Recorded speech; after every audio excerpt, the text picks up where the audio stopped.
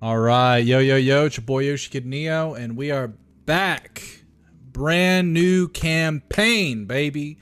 Brand new campaign, new characters, new world map, same worlds. So, like the history and the lore and stuff. Well, some of the lore has changed, obviously, because they're in a different timeline, or I guess, yeah, they're in a different time period, I should say.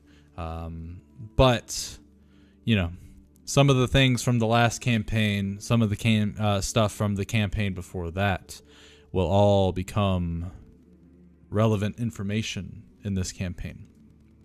Without divulging too much about what's going to happen, the premise of this campaign does have to do a lot with aberrations, because I've wanted to, try that out, see how those creatures do, especially after the Beholder fight and whooping the party's ass on accident with it.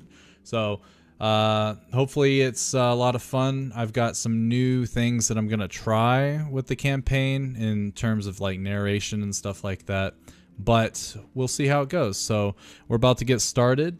Jinrai, hello. How are we doing? Hopefully you enjoy.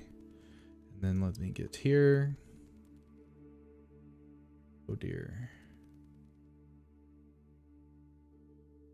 My D&D stuff went away.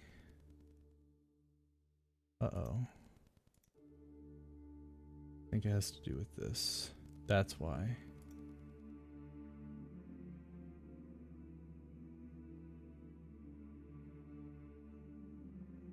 Well, this is awkward, but this is why we do these kind of things, right?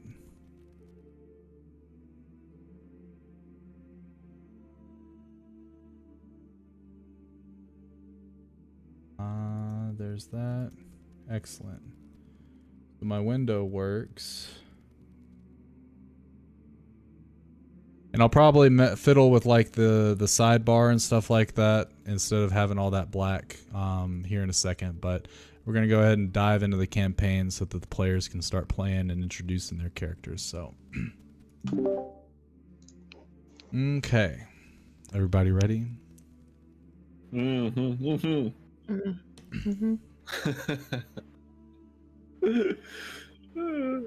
What you giggling about? You guys about to die. I'm laughing at Kurtz's response. Oh. Bummer. Come, gather round, for I have a story to tell you. This tale is of a group of misfits turned heroes, coming from all walks of life and joining under a united banner to save the world from creatures unknown. There are many hardships to this story, and it may take me quite a while, and it's definitely not for the light-hearted. But I hope, perhaps maybe you find some entertainment. Maybe you find that history is more important than you could ever think. Grab a beverage, a meal. Sit back, relax, and let us dive into the history of Boridil. Our journey begins in the small crossroads town of Burkton, where we will meet two of our heroes, Dr. Giles Thorpe and Cassell, where they have met each other purely on accident, but their motivations remain very much equal to one another. Inside of the town of Burkton is the Rivers Inn, ran by an innkeeper named Clem Rivers. And that, my friends, is where our story begins.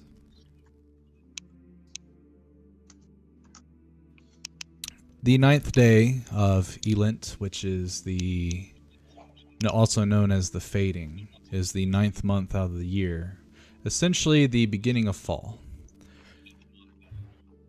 Joe, if you would introduce your character in... Oh, what's up? Oh, sorry, go ahead. If you would, go ahead and introduce your character to the party. Divulge as much or as little information as you would like, but at least the name and the sort of physical description.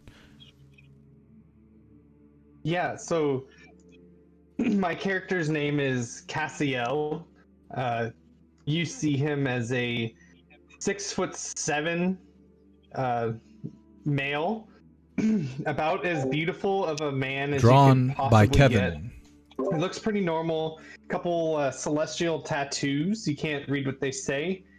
And I'm very, very scrawny. Would probably be like 155 pounds for being 6'7".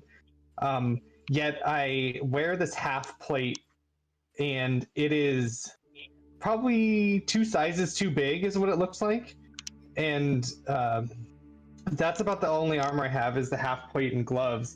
And I'm carrying around this great sword that is about as tall as I am. It looks like there's no way that I should be able to even swing this thing, but I carry it around nonetheless. And then if you look at me a little closer, you notice two very standout things. Well, I guess 3. One is obviously the halo above my head. It is floating above me and it moves around with me. It's not a glowing white halo. It looks like you're looking into the cosmos. I would call it galaxial. And then you look down and you catch my eyes, and these are pupilless eyes that look like a window into the cosmos. And I am striking when you notice that I don't have pupils or normal eyes, and that you just look into a different galaxy. And you also notice that there's a jewel on my sword as well that has that same design.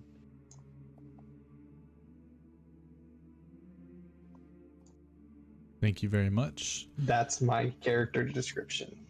And one more time, Cassiel. Cassiel, yeah. Okay, cool. Just want to make sure I say it correctly in the future.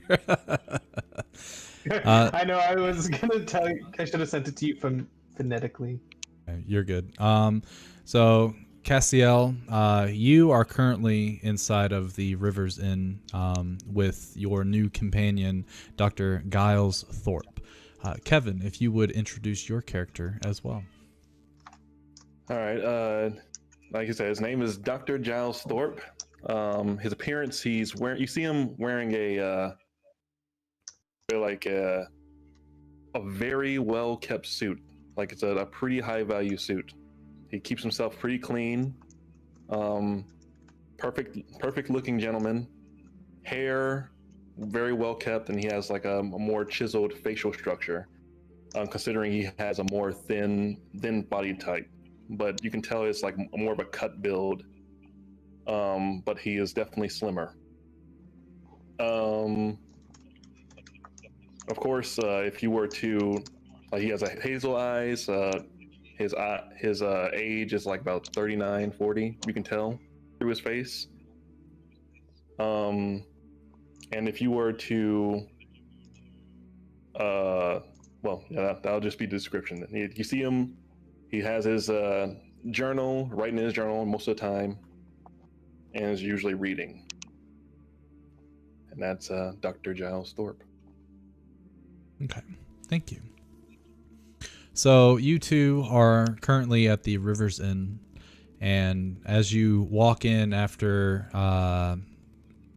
your journey had started that morning, you are just now coming from a small bandit encampment to the south of this location. You guys can divulge what information you want later about what you were doing there, but you have a few of the bandits currently tied up and hitched to the horse hitch outside as you go inside to gather some more resources to sort of relax for a couple hours before heading back on the road. As you guys walk in, it's around 11:50 a.m. and you walk in And there inside, you don't see many of the townsfolk besides the innkeeper, but you do see two characters on either side of the inn. You see this character, and you see this character.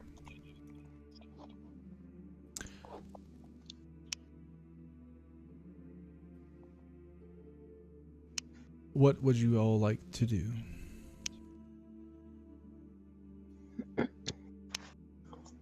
And Alfred, or what? My bad, you're not Alfred anymore. Lloyd and Trina, you also see these two characters walk in, and you can definitely tell that they are not from around this location. I'm gonna look up at my So raven. how many bandits do we have tied up? 3. 3. Yes. And we just brought them this far. Cool. Oh, fuck. It is reverberating quite. I'm gonna mute you real quick, Kirsten. So Killed my ears. once you're done fixing it, type in the chat, please. I fucking killed my ears. Okay. Apparently, it all got set up to.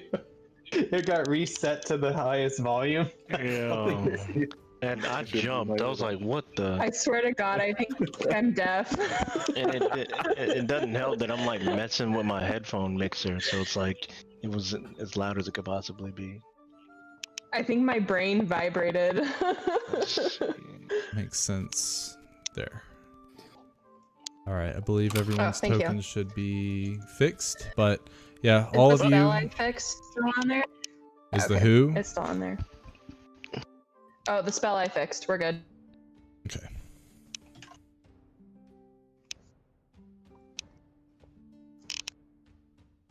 So yeah, anyway, you guys walk into this tavern. You've got your bandits hitched outside. You see, you see one or two common folk, and you can tell they're common folk by the way they're dressed. But then you see two characters that are definitely not from around here. One of them is a human male. The other one looks to be either a half-elf or an elven woman. And likewise, you two see these characters as well. I'm just gonna look up, see that they come in, and then like whisper something to my raven. Okay. I am just gonna look puzzled because I see two people and there's like tied up bandits next to them. They're not Right. next to them. Like as they open the door, you can actually see, you can see the gentleman wearing the. Actually, are you both wearing armor? I think you are. You can see the gentleman that's wearing more of like a snazzy sort of like overcoat over his armor. You see him open up the door and walk into the inn first, aka Kevin's character, while Joe's character is outside tying up 3 bandits to the horse trough.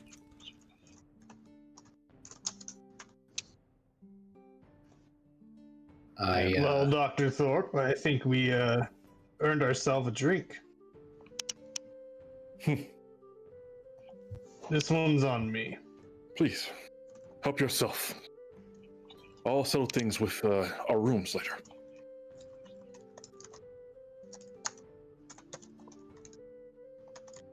So I walk over to the bar. Okay. Hello, barkeep. Why, hello there. You're I'd like all to buy from a- out of town, I believe. What makes you say that? Just Yeah, by looking Haven't at seen me you. around here before.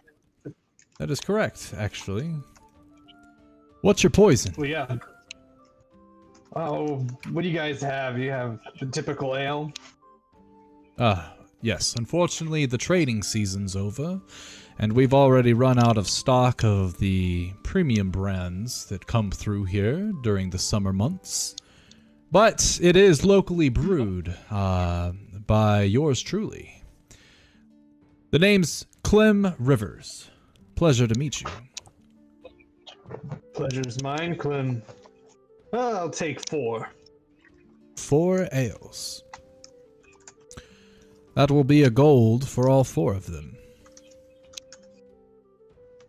I like reach into my pouch and flick it with my thumb. And he grabs it in the air, and he turns around to the barrels behind him. He grabs 4 wooden mugs, and he flips over the tap, and he starts to fill them over with a nice foam topper, and then he puts them onto the desk, or not the desk, the bar, and moves them closer towards you. Enjoy, and if you need a refill, they're half off for you. Well, thank you very much. And I like grab the 3 of them with my arms, and then I use my mage hand to carry the 4th. And I go over to the table with Dr. Thorpe, and I go, "What do you think about those guys over there? They look kind of like us. Interesting. Wouldn't mind getting to know them a little bit." I know you like meeting people.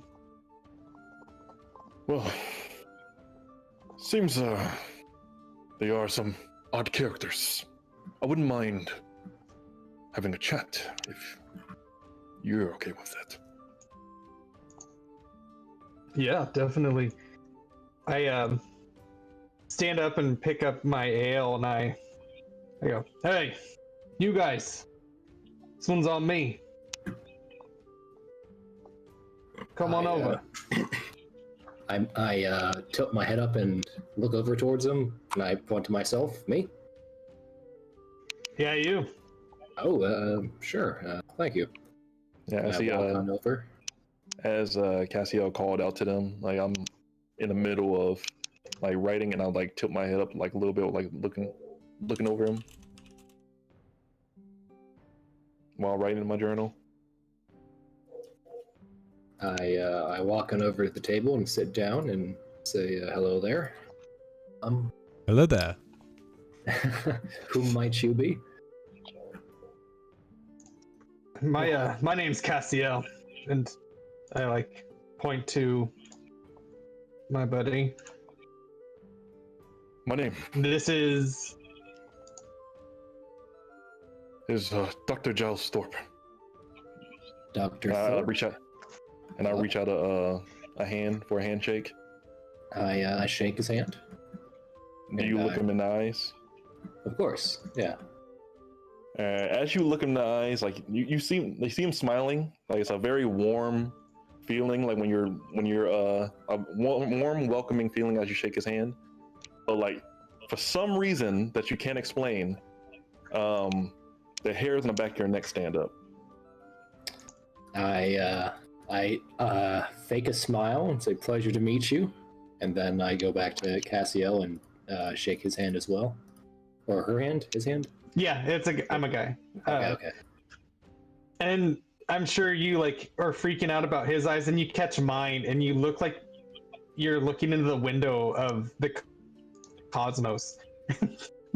Your feelings of pricklies on the back of your neck completely go away, and you just feel this like overwhelming. I have like this very protective presence that's comforting. Okay. Very different vibes I'm getting from both of you, but no big deal. Quite different. What brings you here? Oh, just doing some work, Some work, huh? Okay. trying to make it a better place. Got some bandits back here, and trying to make things nicer for everybody else around here. And I stand up again, and I look at Jade. I don't know her name, or Trina. Trina. Trina. I say, "Hey, talking to you too. Come and get your free ale." She kind of like shrugs her shoulder and heads over to the table. Hope you guys don't mind if Raven stays. Quite all right. That's fine. and reach out a hand for a handshake as well to her.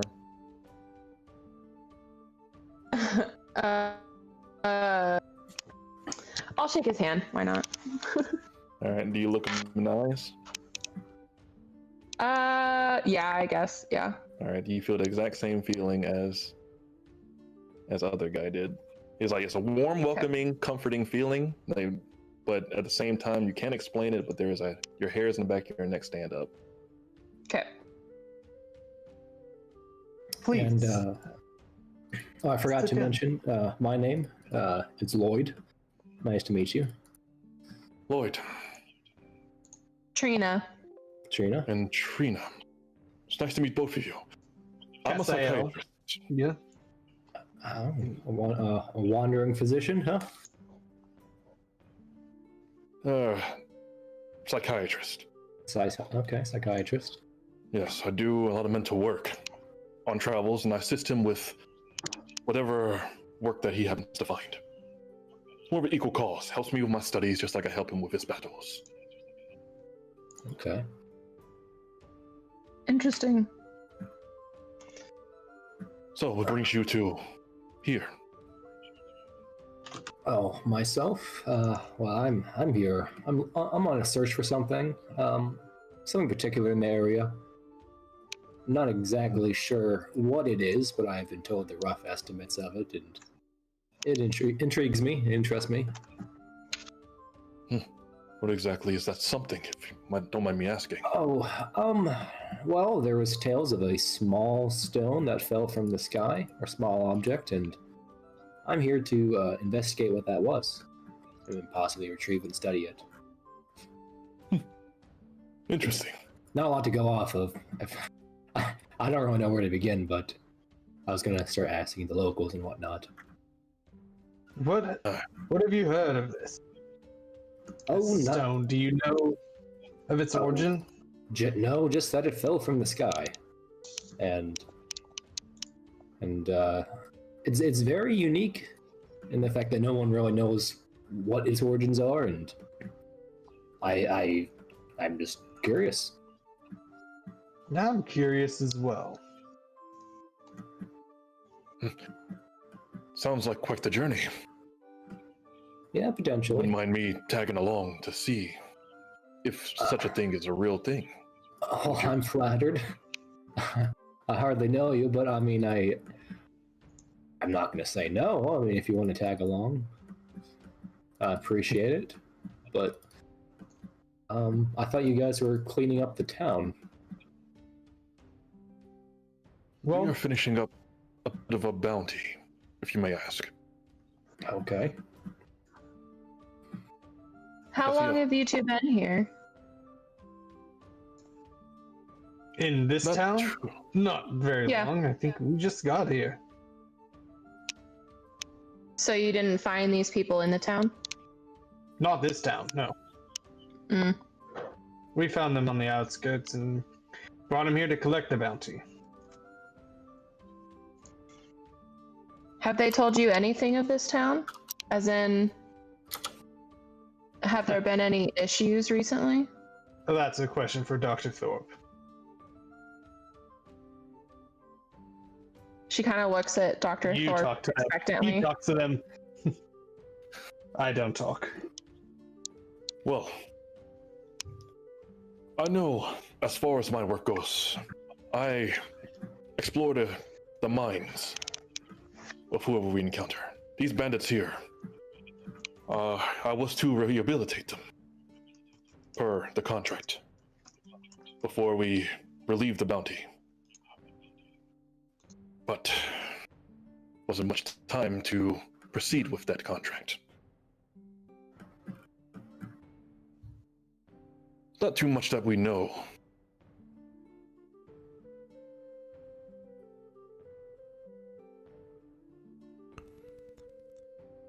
So I guess for Dr. Thorpe, yeah, that cat barfed at the perfect time.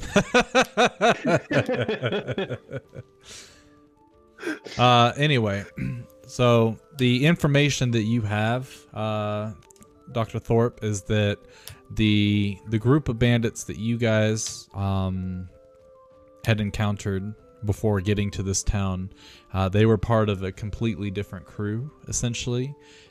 There's multiple crews that work in the region, from what they've told you.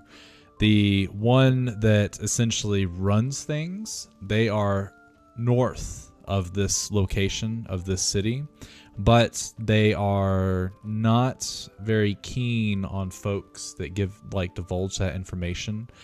So he's asked you that if you go to them, to make sure that he himself is very, very far away before you go searching for their encampment, because he's afraid that regardless of where you turn him in for the bounty, if he's too close, he'll end up dying.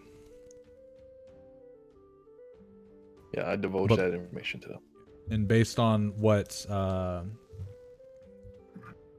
trying to Cassiel, based on what Cassiel has divulged to you, that major bandit camp seems to be the right direction for what he's looking for.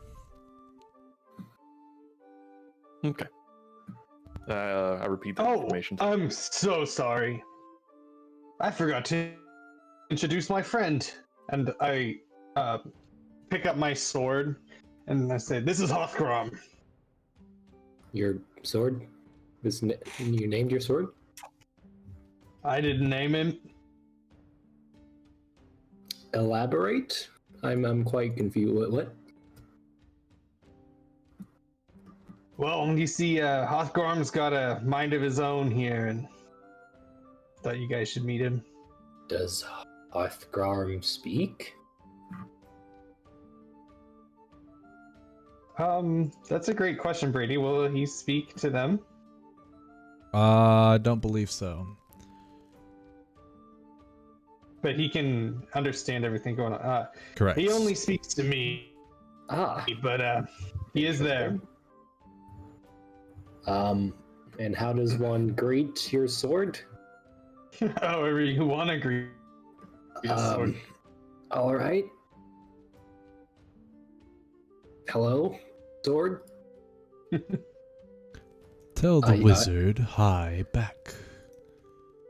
Hothgorm says hello back.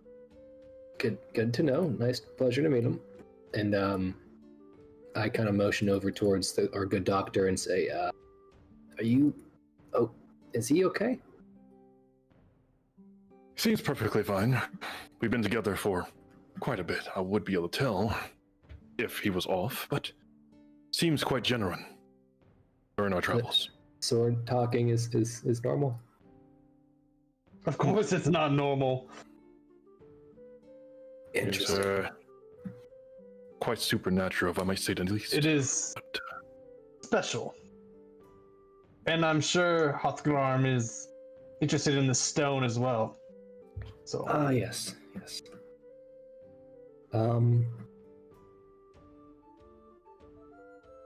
Okay. Sorry, that just caught me off guard. I've never talked to a speaking sword before. Well, I heard her talk to a crow, so we're an interesting group of people here. I guess that is true. His name is Beltran. Does Beltran speak to us as well, or? No. Okay, just normal crow speak then. Well, I'm sure As you guys are talking, as you guys are Lasers? talking, yeah, lasers. A beholder. Let's TPK right now. What was that, yo? I thought that was the bird. I'm like, hold on, what? No. So Yeah, as you guys are currently talking about Cassiel's talking sword, but only to him, and the talking crow, but only to Trina, you hear this weird sound, and then suddenly in the very middle of the tavern, this man pops through this sort of like green portal. It opens, pushes him out, and then it closes instantly. And he's wearing some very, very weird clothes that no one has ever seen before. The tavern keeper is kind of looking at him with a raised eyebrow. The rest of you, whatever reaction you have to this, but he's literally wearing a nice sort of like suit, and he's got on Ray-Ban sunglasses. Gerald, if you would like to introduce your character. Like literally Ray-Bans? Yes. So what my character looks like is literally Will Smith from Men in Black. Enough said. Enough said. That's all the description you need.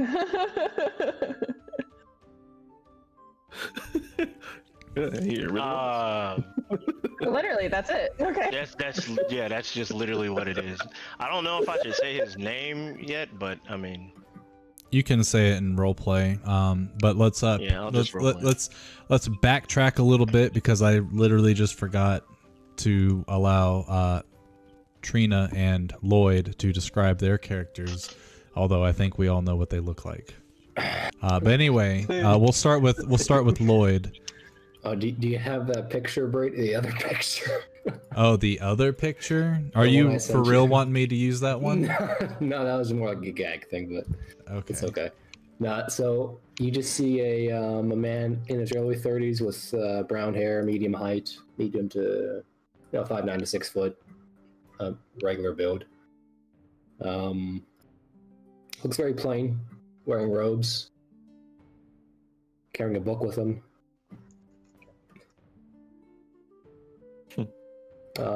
That's pretty much it. Okay, and then Trina. Looks like Liam Hemsworth.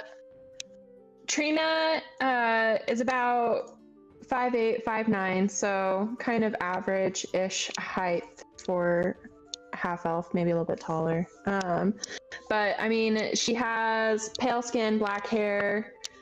She's dressed kind of fancy. Like you can tell that like her clothes are kind of utility for like exploring and fighting, but they're like nicer kind of clothing. And then obviously it's kind of hard to miss the giant raven that's on her shoulder, as well as the massive scythe that's strapped to her back. So, Also, Yeah. this is Jeff's alternate appearance. Is you should have used that. I'm thinking about it. You should have used that. That's funny as mess. You guys know what it's from, right? Oh lordy, Of course. elaborate though. Oh, it's just this old game. I think it just hit its 15th birthday, called RuneScape, Oh, okay. and it's just somewhat a wizard dude. For the generic ones, but it's just all their characters just look dopey and stupid, and it's nostalgic and funny. Gotcha. Clem Rivers is still there. Okay, anyway, back to what was going on is, yeah, so you hear that noise and the green portal opens up and all of a sudden Will Smith pops into my campaign.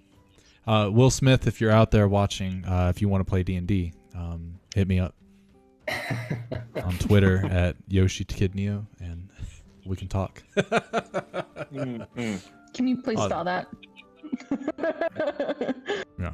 Anyway, so Gerald, as you land, the last thing you remember is running down 5th Street chasing your arch nemesis, some creature that you've been tracking down for months.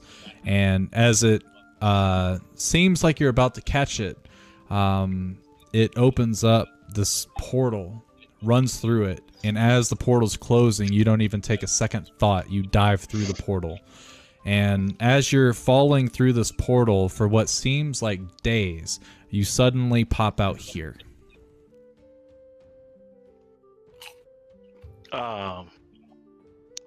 Okay. So y'all see me just hit the floor and I'm just like, oh, damn. Nah. This. I get. Oh, and also I have like a book and a staff in my hand, if I'm not mistaken. Yeah. So, Okay. that is correct. Okay. A book and a staff, and it's like, damn. Nah, this can't be happening. So you see him just look at his wrist and start to talk to it. Control, can you hear me? Control, this is Agent J. Can you hear me? Silence. Everyone- Hazel, you said you work on people's minds. You might want to. Why is everyone Speak with talking to him. themselves today? Intriguing. I stand up while still looking at him. I turn around. Shit. And look at the group. I hate to ask you guys this, but do y'all have a phone I can use? What's a phone? Please describe what this phone is. Did you have a bad Yes. trip there? I do. Did you mess up your teleport there, buddy? You okay? Trina kind of looks at him like, do you even know what a phone is? They're like carrying on with their conversation. I'm just looking confused. Okay, hold on. I go to the barkeep.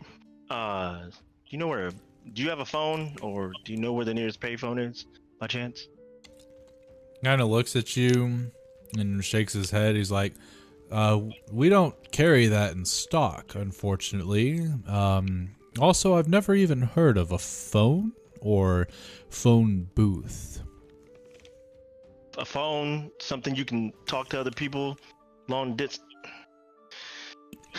Never mind. You mean never mind. magic? I'm not capable of spellcasting, unfortunately.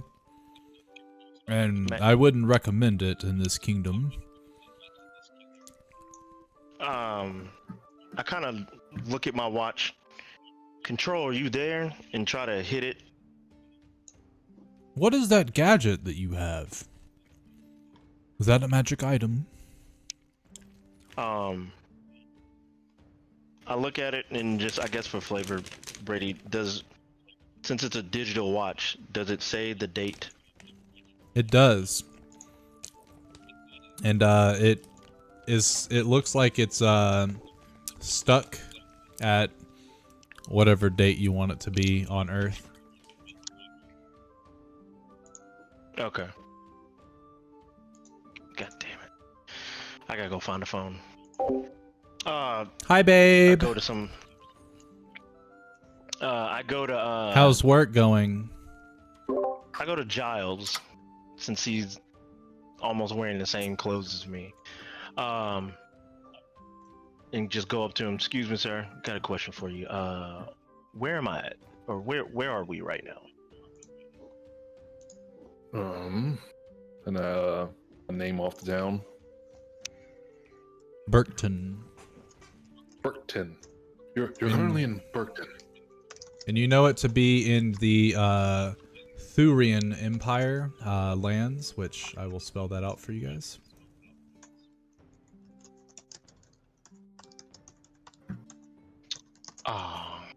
Okay. Yeah, I'm not sure where that is. But you know what? I know what I gotta do. So it's just them in here, right? Are there like random? There's there's the barkeeper, and then there's two random folks that, look to be wearing very similar clothing to the barkeeper. These four people at this table, they're the only ones that look out of ordinary besides yourself, of course. Okay. You seem to be a bit out of it. Maybe you should sit. Yeah. I don't. I gotta do a thing. Hold on. So he goes up to wherever. I guess like no. He stands up on the bar counter and just says, "All right, may I have everybody's attention, please?" Do you have If to you do that could- on the bar? There are plenty of stools. Hold on. I'm getting somewhere with this. Hold on. Just give me a second, sir. May I have everybody's attention, please? If you could all look in this direction for me, please? Oh, okay. He starts to adjust his sunglasses and reaches into his pocket. So do not be alarmed on what you just saw. Everything will be okay. Do I have everybody's attention? Yeah, the commoners are looking at you, and one of them is doing a very dramatic, like, sip of their mug. All right. So what you just experienced is just a small anomaly. Do not be worried. This does not happen. As a matter of fact, after today, you won't even remember that this has happened. It actually happens quite often, sir. You must be an apprentice wizard, but I don't really know exactly from where. I mean, yeah, it's nothing to be embarrassed about. Everyone miscalculates teleport every once in a while. Yeah, he starts You're pointing true. at both. He starts pointing at all y'all. Okay, all that y'all are doing, none of that. So if you could just look this way, please. I mean, it's not. I mean, it's not. And he's nothing to be still- ashamed of. I mean, it's. I'm not Everyone. okay. I'm not ashamed. Like this. Let's stop making this. You're not Let's ashamed? stop making this about I whatever. put my this is. hands up, like, yeah, it's okay. It's fine. Not ashamed. I have seen someone teleport before. So it's, like he said, it's nothing to be ashamed about.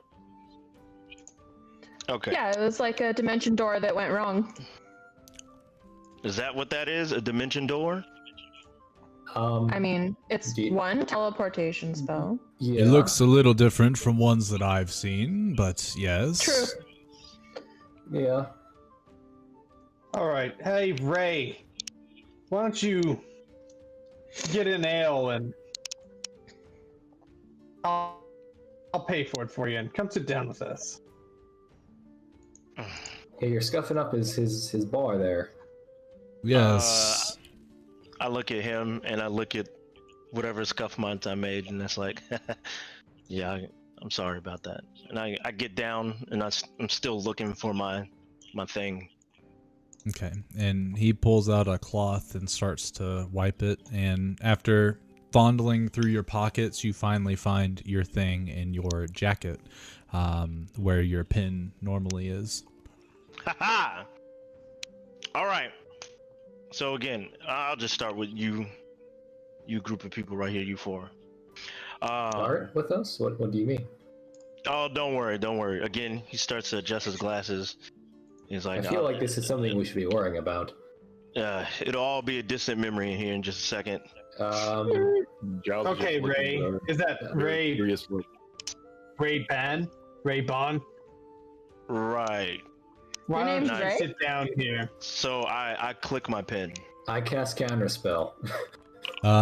So he clicks his pin and nothing happens. Counterspell doesn't go off because you can't react to Okay. anything. Okay. As he clicks the pin, like, you hear the clicking noise,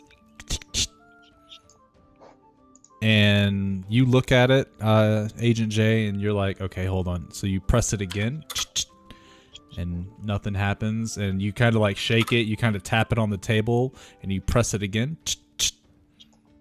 Doesn't seem to be functioning. That's Looks like quite a- that type of magic doesn't work here.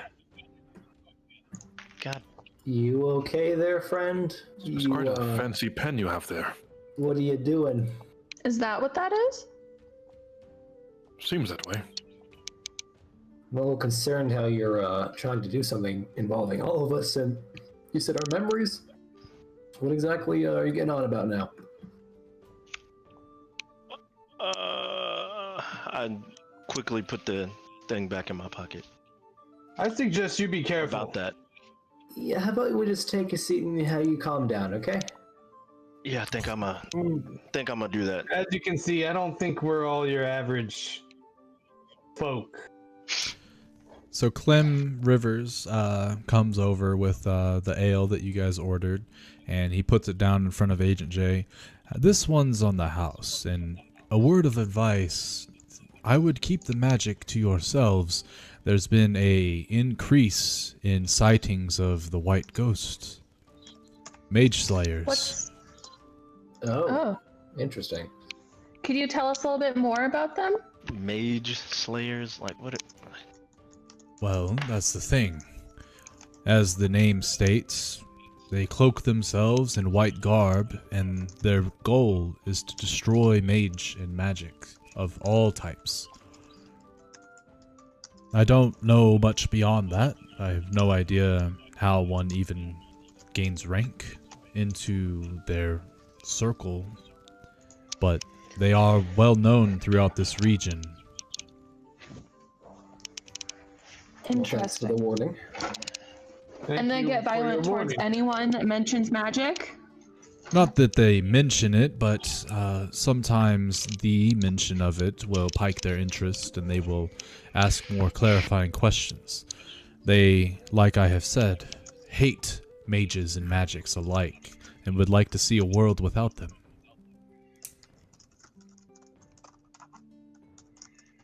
Interesting.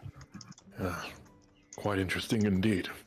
Have they been causing a lot of damage? Not for us common folk, but there are, from what I've heard throughout the trade season, as a lot of folks have gone missing in the capital city. I believe that they're starting to become more active within the Empire. But I cannot tell you how it is that they react in other empires. I do not travel much. I have too much responsibility here. All I know is the stories that I've heard through travel and trade. I give him a piece of gold. Thank you for sharing that information with us. And he gives you a courteous bow and he's like, thank you very much.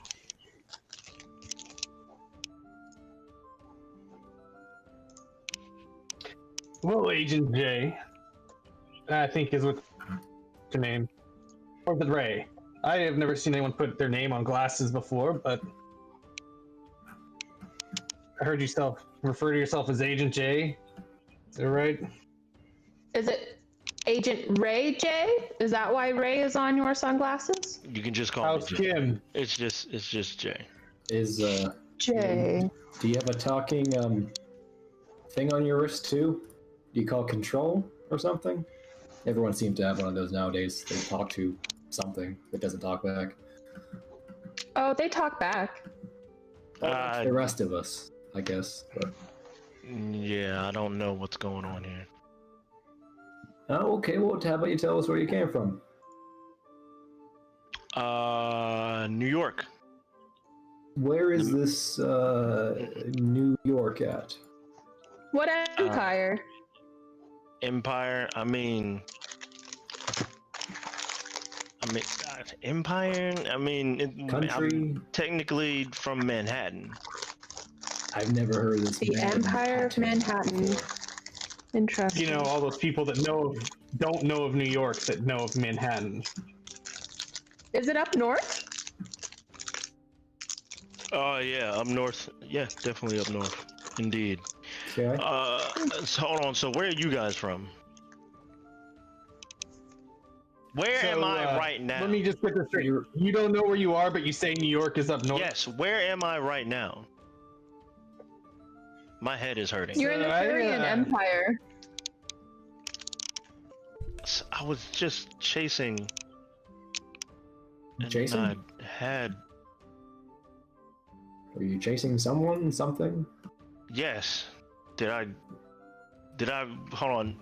Before I got here, did anybody else or anything come through? What did you call it? A dimension door? No, No. we were just sitting here Just chatting you in came the bar. And then you plopped in. That's Beltran, did you notice anything?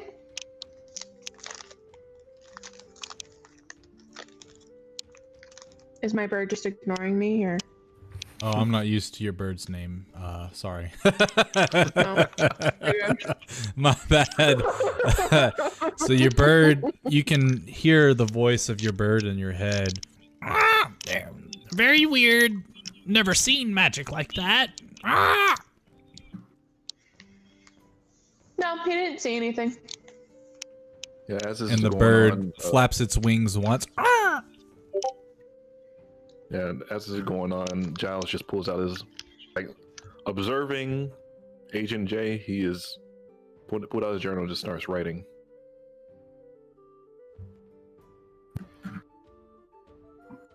y'all got a paper or something? Like today's paper, anything like that? You mean like I go in my bag and get some parchment out like this, or Well, it's paper? it's about 11:30. I think the town crier will be out. Yeah, he usually has the. He usually comes out about noon. Yeah, that's when the The criers town usually come. crier?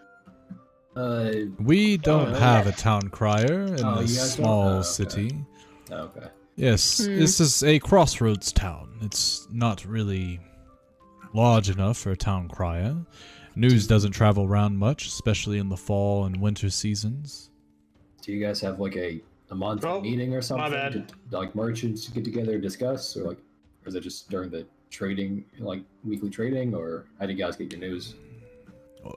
Well, normally the news from around the various portions of the empire and other parts of the world come from the traders that seek refuge on their travels. As the fall starts to roll through, the traders are less and less, so we don't hear much. And we don't journey out to find any news, because no news is good news. This is a humble town of farmers. We do not have much. We live off the land, and we will trade with those that come through during the trading seasons. But with fading upon us, there could be the first winter storm at any point, and no trader wants to get stuck in that. Of course not. Of course not. Okay. Okay. Well. But you're not aware of any strange happenings. You said no news has come through, so that's good news, I guess. Yeah, it's look just back the forward. normal banditry that happens. Other than that, it's been relatively quiet these past few weeks. Or 10 days, rather. And anything happened before the last 10 days, or? He shakes his head. That was when the last trader came through, I believe. And that was when I heard the report of the white ghost being a little more active. Okay. Well, you heard him yourself. No news. So we didn't see your Do these person talking about. do these white ghosts, do they kill the innocent? Well, I Indiscriminate? suppose... Doesn't matter what kind of magic. Yeah, so I suppose you could say that those that use magic are their targets. Whether they have used the magic for good or evil, it does not matter to them. Interesting. It's quite a shame, really. I don't understand their motives. Magic has given us such a great... It's such a great tool. Although, I mean, we don't have any wizards or witches in our town, unfortunately. But on occasion, travelers do come through, and they are able to show us and help us with their magic. I don't think there'll be a problem for much longer. He kind of scratches the back of his head. Well, with what little information I know, I'm almost certain that most folks in the countryside match the exact same amount of knowledge. But good luck to you, I guess. Oh, innkeeper. One question for you. Has anything fallen from the sky lately? I know it's very strange to ask, but the past few months or I so. remember seeing a bright star in one of the fishing villages to the north, but I couldn't tell you exactly which one. And how long ago was this? Probably within the last 10 day or so. Okay. And just so And- y'all are aware, if you've forgotten, a 10-day is a week, and a week in this on this calendar is literally 10 days. So from day 1 to day 10 is 1 week, day 11 to 20 is another week, so on and so forth. And there's typically always 30 days in a month, but there's some, like, I guess, days in between that are like, I forget. but they're symbolic, so there's like an extra day to a couple of the months. Okay. So, do you know what the name of the village is? Up to the north again?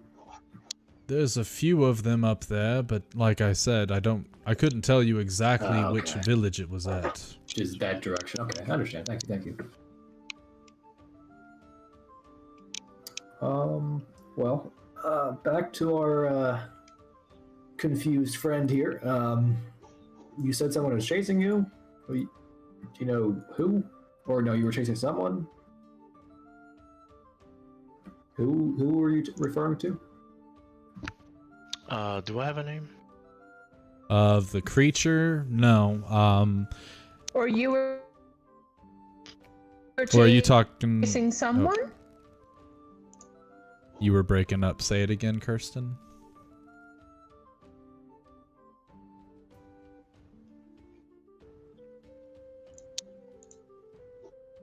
Did you hear me, Kirsten? We couldn't hear you. I hear you now. Okay. We didn't hear what you had just asked. Oh, it was inconsequential. Oh. Okay. In that case, you don't have a name of the creature. If you want to call it like something like a code name that you guys give it. If you want me to make that up, I can. No, I'll just say alien. I was just chasing an alien. Which led me here. I've been chasing it for a while now. He left these things which I've been able to use, and you guys see him pull out a staff and a book. All of you can roll an Arcana check. First rolls of the campaign. Arcana. So I say, An advantage, right? Hawthorne, what do you think of this one? What do you think that is? I'm actually going. So Brady, I don't know for flavors. The sword grants me Arcana and History. So if I roll for those, I'm going to be asking the sword for that information. Okay, yeah, I can dig that. So let's see. So, actually, I shouldn't have even had Lloyd roll. You know it to be a wizard's staff and a spell book, although the finishings of the book are weird to you. It's got different symbology than you've seen before in your studies and stuff like that. Since Trina and Dr. Thorpe don't actually use spell books and your powers come from elsewhere, you don't really recognize anything different from the book except for that you've never seen those symbols either. But you don't know exactly what the contents could be or why Agent J is symbolizing them for you. But Cassiel, you hear the voice in your head. It would seem to be a wizard's equipment, a staff, and a spellbook. Which is quite strange, considering the gadgets that he's brought out so far do not resemble anything of the like that I've ever seen.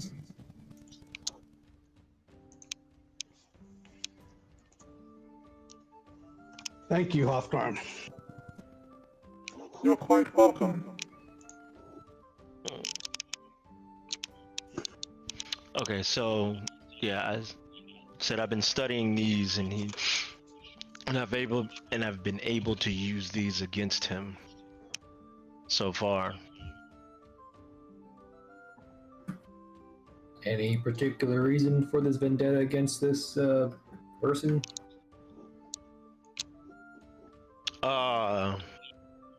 Well, yeah, I guess the news wouldn't have shown it or whatever, but yeah, man, we just can't have him roaming the streets. It'll do more harm than good, and I need to get him back. Back to where? I guess back to wherever we came from, if we're not back. In your New York? Agent J. New York. When you Just say call me Jay. alien, Jay. All right, Jay. When you say alien, what do you refer to? The alien from where? To where?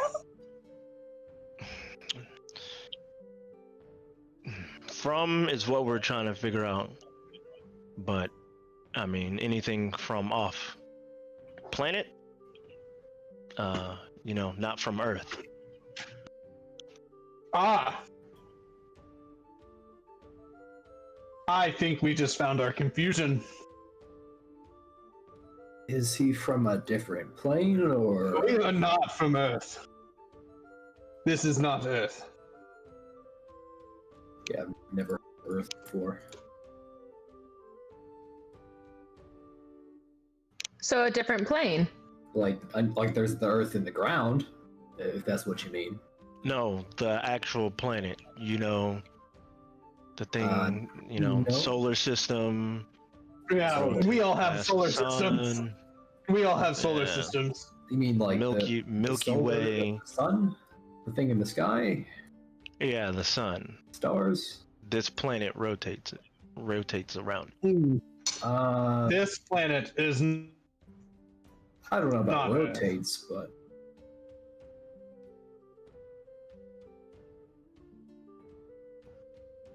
you're saying, are you sure you're okay? You didn't hit your head? Nah, I'm more than positive that I'm okay. I You're just saying- don't know where he's taking me. Okay, well, Are you sure that it's not just perhaps a figment of your imagination?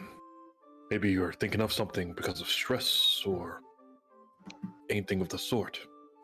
Anything going on in your personal life. You know what? You may be on to something. This is probably just... No, this is real. This is too real. Well, of course it's real. You're just on a different plane. So you know so you can get me back, is what you're saying. no one ever said that. No. We have an Jay, understanding. I think you can get back. We are not the ones to help you. Though, we can help you find the right person that can help you. As I, nudge Dr. Thorpe. Right. It's better than nothing. I appreciate that.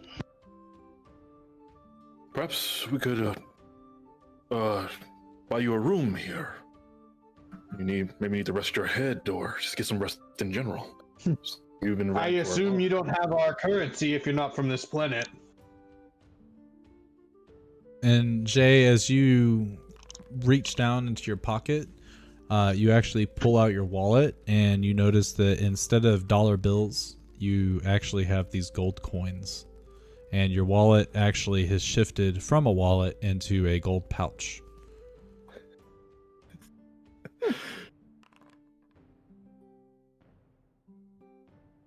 Well, look at that. I might be good. Sure you're not from around here? I'm positive I'm not. Stranger things than that. Perhaps a memory spell. Maybe. Do you currently have your glasses on? Yeah, I do. What are those?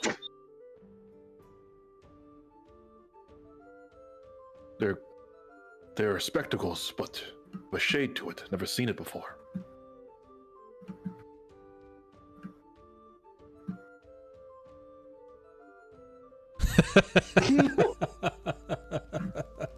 Dr. Thorpe, I've seen those on some dock elves. Some things never change. God dang it. It's perfect. My bad. My bad. I got an important phone call. Like, this is No, you're- important. Yeah, you're good. You're You're good. good. More important than D&D.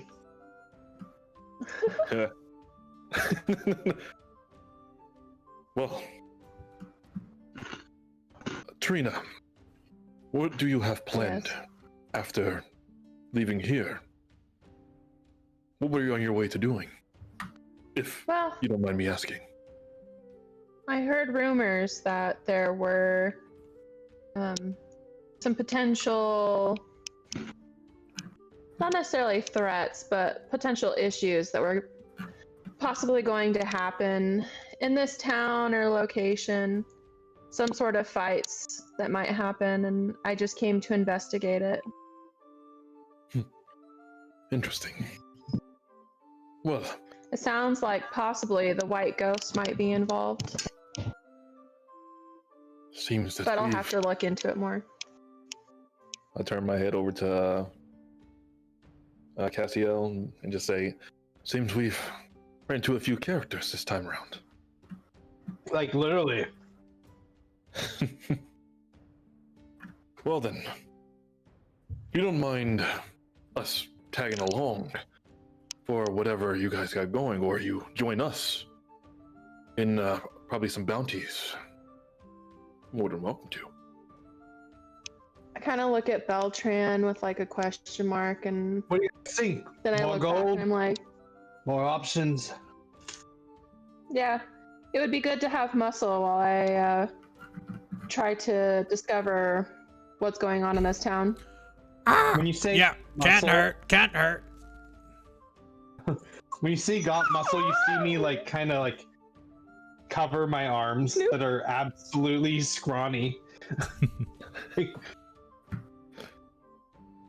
Me, I'm just fixing my tie. Fixing my tie and adjusting my suit. Dr. Thorpe, it looks like no matter where you go or where you're from, that's the style. Indeed. That's what me and Agent J here have in common so far, is our taste in wardrobe. Not quite as functional, but must say you look damn good. Right. Well, What do you say? not all bad. Hmm. Shall we go stir up this bandit hive? I will follow your lead. As long as I get a chance to talk to one of them. You know, I always let you do it. All right. You two are more than welcome to join us. And since we're the only ones that you currently know at the moment, Agent J, you're welcome to join us as well. Or you can stick around here if you want.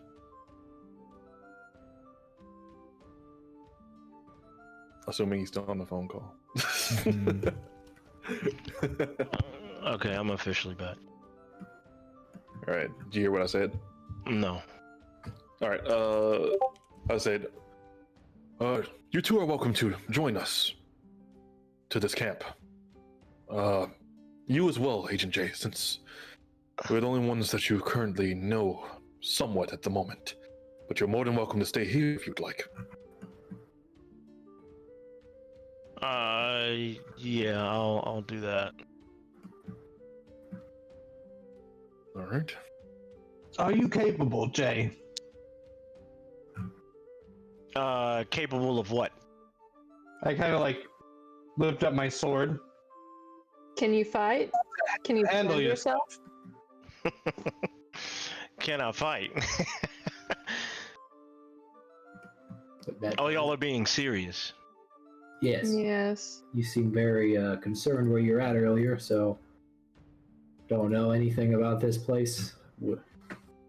You've got your staff and book. I don't know if you've ever heard, but you should hide that. Unless you can use it. Yeah, I'm pretty decent with this thing. Good to know, but they're hunting down people with magic, so you know what? You're with us. You'll be fine. I stand up and you see in my hand a sheathed saber. He's like, perhaps you should get you one of these. We'll be able to protect you more often than most if what they say is true about them hunting magic users. Okay. Noted.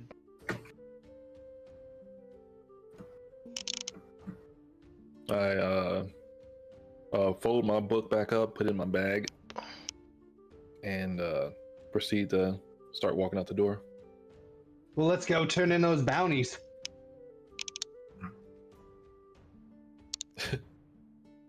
Yes, you should find the constable in his office at this time of the day.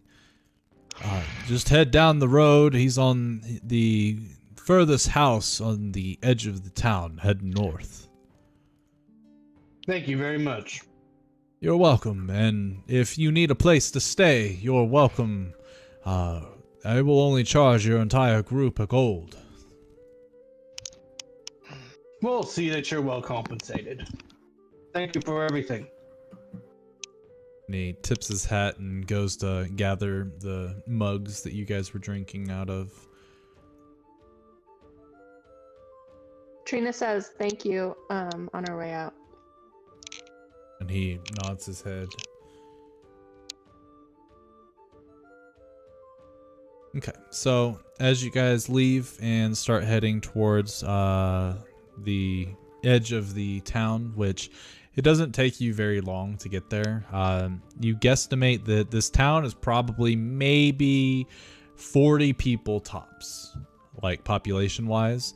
But you can see sort of like on the horizon, you can see all the farmlands. You can see where they've got, you know, cattle, sheep, chickens, pigs, horses.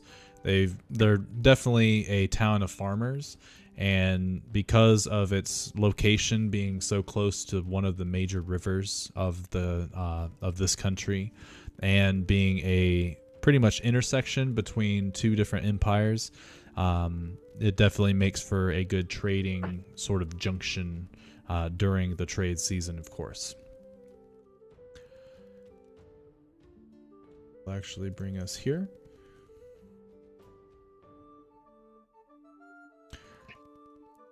So as you guys are walking, you get to the edge of the town and you do see the constable's office. And you can see that outside of the constable office, there's currently 3 cells. They're literally just, or not cells, cages. They're, you know, probably about 7 foot tall and probably like a square footage of like, well, actually not square footage, like I guess a radius of like 3 feet maybe. So not super big. And they currently are empty. But as you guys are walking up, there is a sort of like a, I guess an open window. And inside you can see a gentleman that's kind of sitting there, and he's got a pipe and he's currently, you know, puffing on it. And he hears you guys approaching. He looks out, looks back at whatever he's doing, and then he double takes and looks and kind of scrambles to get up, runs out of the house. You see this man. He's wearing what looks to be rusted, a rusted breastplate, and he comes out. Oh, hello. You come to drop off bounties. Hi. Good afternoon, Constable. Yes. You can call me Avery. Very much appreciative of you rounding up these bandits. And he kind of looks over at him, and he tries to mean mug him, and the bandits kind of look at each other, and they all do that like fake out where they like move their head forward and then back real quick, and Avery kind of like scrambles back, and he grabs the hilt of his sword and like shakily draws it. He's like, oh, you've got them bound. Good. I saw that. I did see that. I was just practicing. Sometimes the sword gets stuck, you know, and it's hard to draw. Like, and he starts doing it, and you can see he's fumbling, trying to draw his sword just to show you guys. Trina looks very unimpressed. I put my arm on his shoulder and say, Avery, we don't all have that gift. Well, that's why we're here. To get them for you. And now you just do your job. Yeah. I like that way of things. It's kind of hard being the only one doing this job around here. Especially when you got guys like that, and he points at the three bandits. Scary guys, really. But I guess, and he starts to reach down towards his belt, and he grabs a ring of keys, and he walks towards the cages, and he's fumbling through each key. He puts it in the lock and turns it. It doesn't do anything. He goes to the next one. He turns the lock. It doesn't do anything. And he's got like 30 keys on this thing. He's like, I'll be honest, I haven't used these in a while, so I have forgotten which one it is. Just a moment. I'll give you extra for the bounty for your patience. Take your time, Avery. I'm sure it won't take that long. I'll walk up to Giles and it's like, is this guy new or something? Let's say he is No wonder the like a bit of a thieves run backbone. rampant. Oh, got it. Got one. Yeah. I knew it. Oh, I wonder if this key works on the other one too. And he goes to the other one. He tries it, and you can hear him go, "Oh, just another moment." But you could put them in there. Just hold on. And he puts the keys. He leaves the keys, like one of them just hanging in the lock, and he goes up to one of the bandits, and he's like, "Excuse me." And he starts to touch him, and the bandit like shoves him off with his elbow. He's like, I'll have to do it. Routine check. We gotta make sure you don't got anything on you. And he goes to do it again, and the bandit like shoves him again with his shoulders. I go up to the bandit and look him in the eyes. Like, you mind letting him do his job? Like, You're looking really him deep gonna- in his eyes. After everything you've told us, you're really gonna leave us here with him? I don't even think we're gonna get fed in the morning. I'm sure you will. Won't you, Constable? Yes, And, of course. 2 meals a day. 2 meals. One in the morning, one in the afternoon. See? It seems he is going to assist you. So please, oblige him. And you're gonna come back for us to get us out of here, right? So we can turn the other way and try to change our lives for better. Like you said, right? Right? We can change. We don't have to be these bad men. Of course. You I do. always have a choice. Promises. And he kind of looks over his shoulder. All right. Yeah. And he starts to reach into his pocket. Like, his hands are bound, so it's very awkward, but he starts to pull out like lock picks and shit like that out of his boots and stuff. And the constable's like, oh. And he starts to check him, and the dude's like, oi, watch what you're grabbing. Because he, Be careful not to get a handful, Constable. Yeah. They teach us not to do that. It's not really good for business, I guess. He's clean, so you can put him in there. And he ends up, I guess, pulling out a dagger and untethering this one and putting him into the cage, and then he locks the cage up. But he does it with the same key that he's got hanging in the one. And he's like, which key was it again? And he starts to fumble through the keys again, trying to lock it. So he'll act like he locks it. He tries to open the gate, and it opens. And he's like, oh, whoops, not that one. And the bandit's like, it's that one right there. And Constable looks at it. He's like, how you know? And he locks it, and it locks the gate. And he's like, I was watching you fumble with the keys. You're not very good with them, but, well, before we started to turn our life around, that's what we all knew. Lock picking, breaking in, getting in silently. That Are key you right trying there. to let them go, Constable? Yeah, I was just about to say. And the making this constable kinda looks easy for back him. and he shakes his head. He's like, they won't get the keys. No. I keep them on my person at all times, except for when I go to sleep. And then I put them in my nightstand underneath the false bottom. Hey. Enough telling people where you put your keys. Yeah, you're good. You're good. But Yeah, no I one think can you're find trying to them. There's a actively false let them bottom. Oh my god.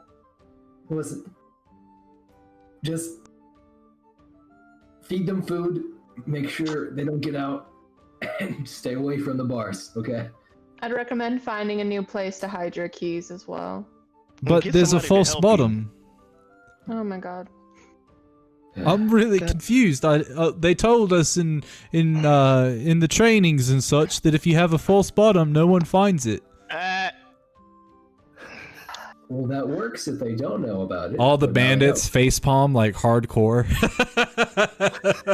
Trina just kind of like turns around, trying to contain her rage. All right. This one's open now, and he opens up the other one, and after searching the dude, puts him back in, locks the cage, and another minute goes by, and he opens up the other, does the same thing.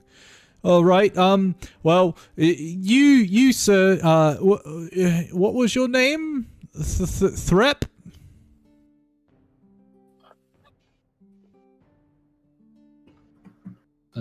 Doctor, I think he's speaking to you. Yeah, I just start looking around and it's like, what? It's Thorpe.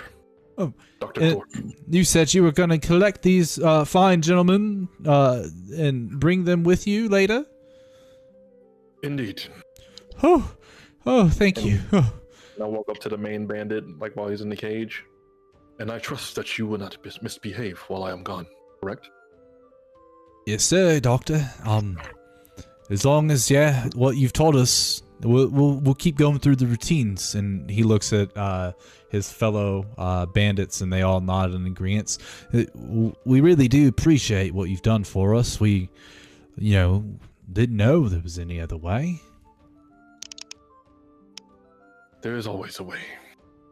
I give him a nice brief bow. All right, Constable. Yeah. I forgot rewards. Yes. Hold on. I gotta go in because I got a second false bottom in the chest, and that's where all the gold of the town is. God damn. Yo, let's just go with this man.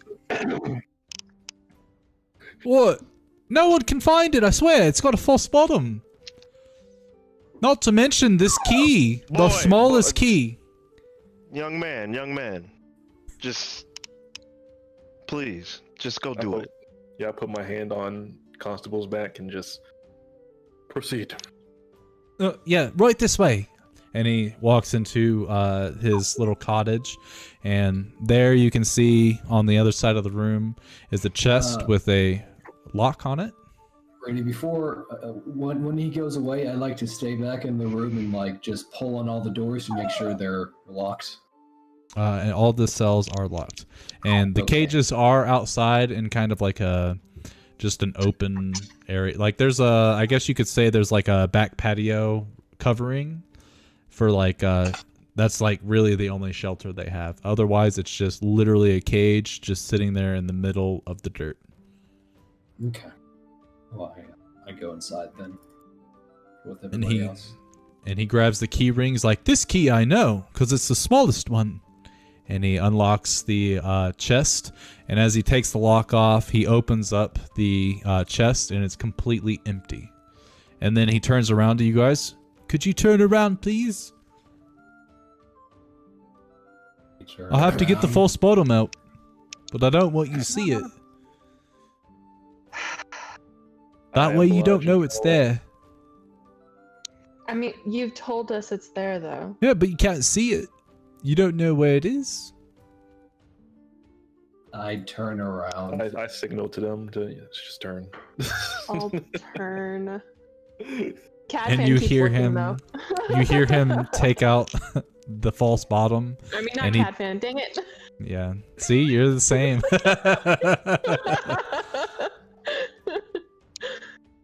Anyway, so you hear him fumbling with the false bottom, and as he puts it down, you then hear him grab a sack of gold.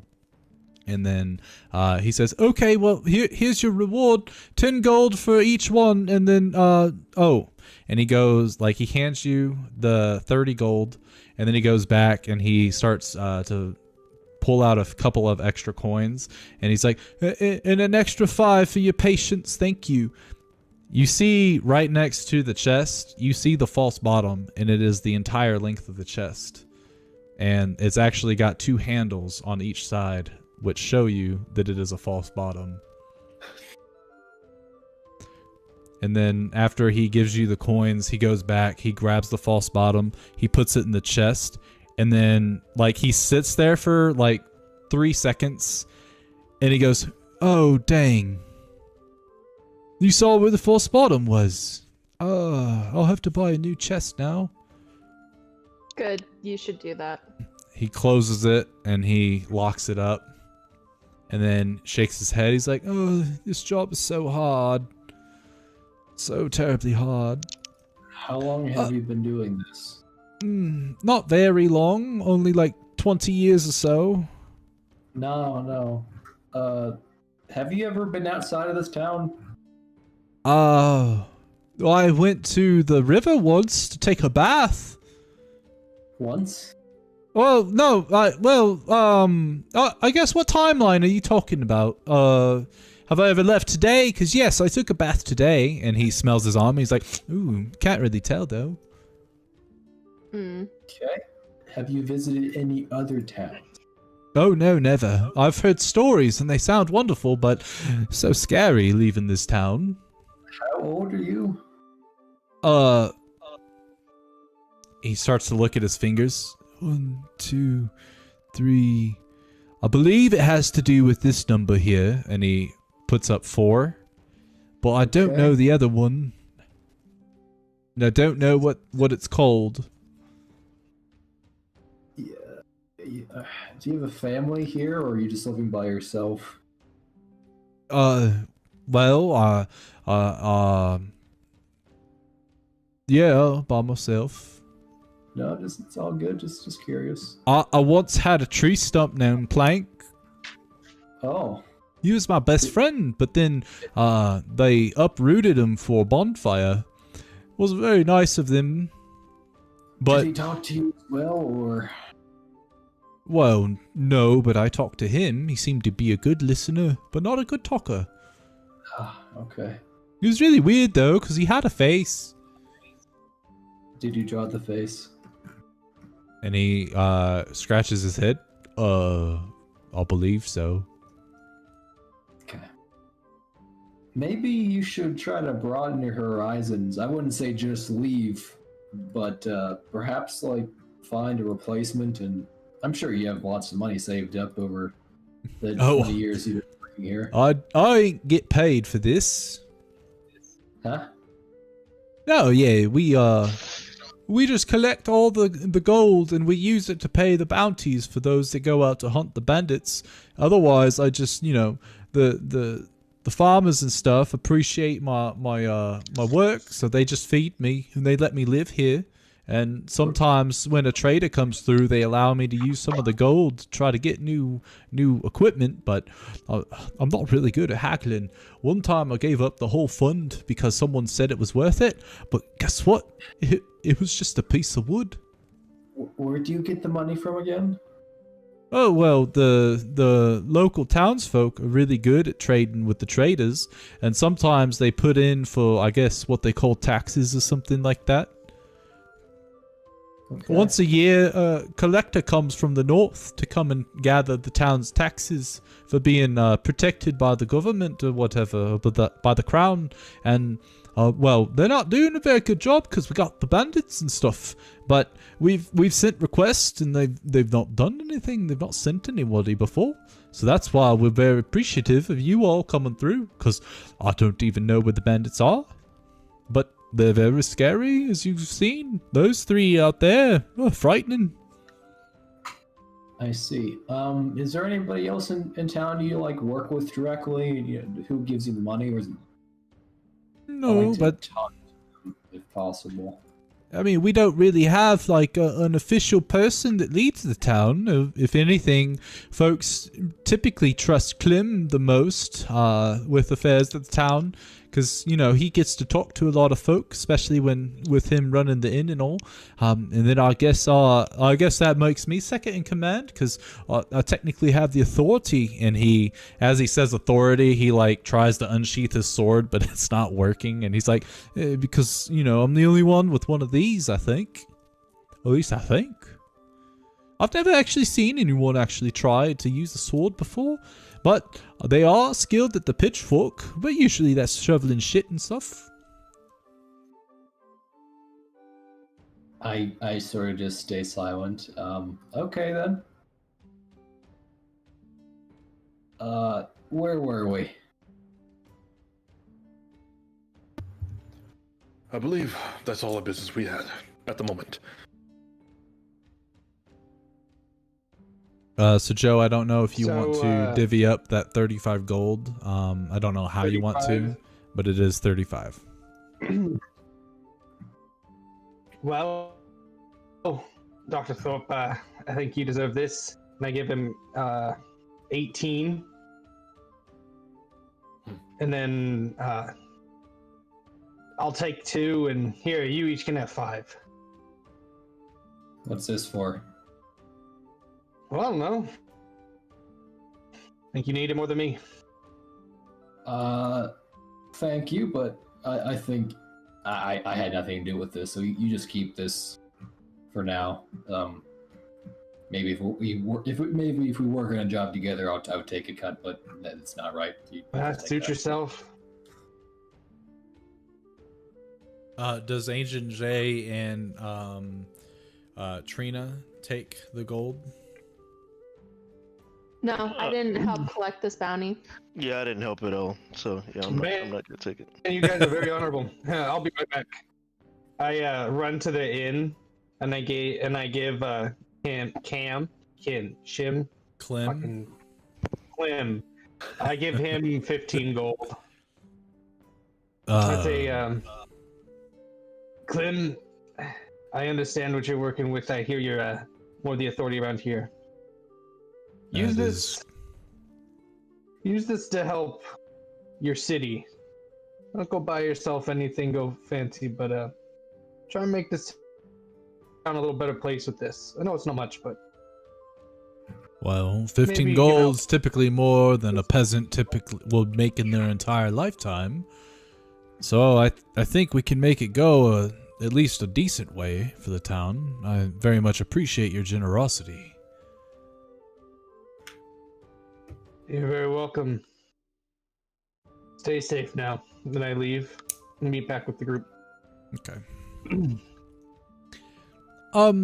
So I'll be honest, I don't really know what to do with them. And he points towards the bandit cages. He's like, do we just leave them there? Do I let them out to like walk around a little bit, or like do they need exercise or something? How do they use the bathroom? Do they just soil themselves, or do I give them like a clay pot? These are prisoners.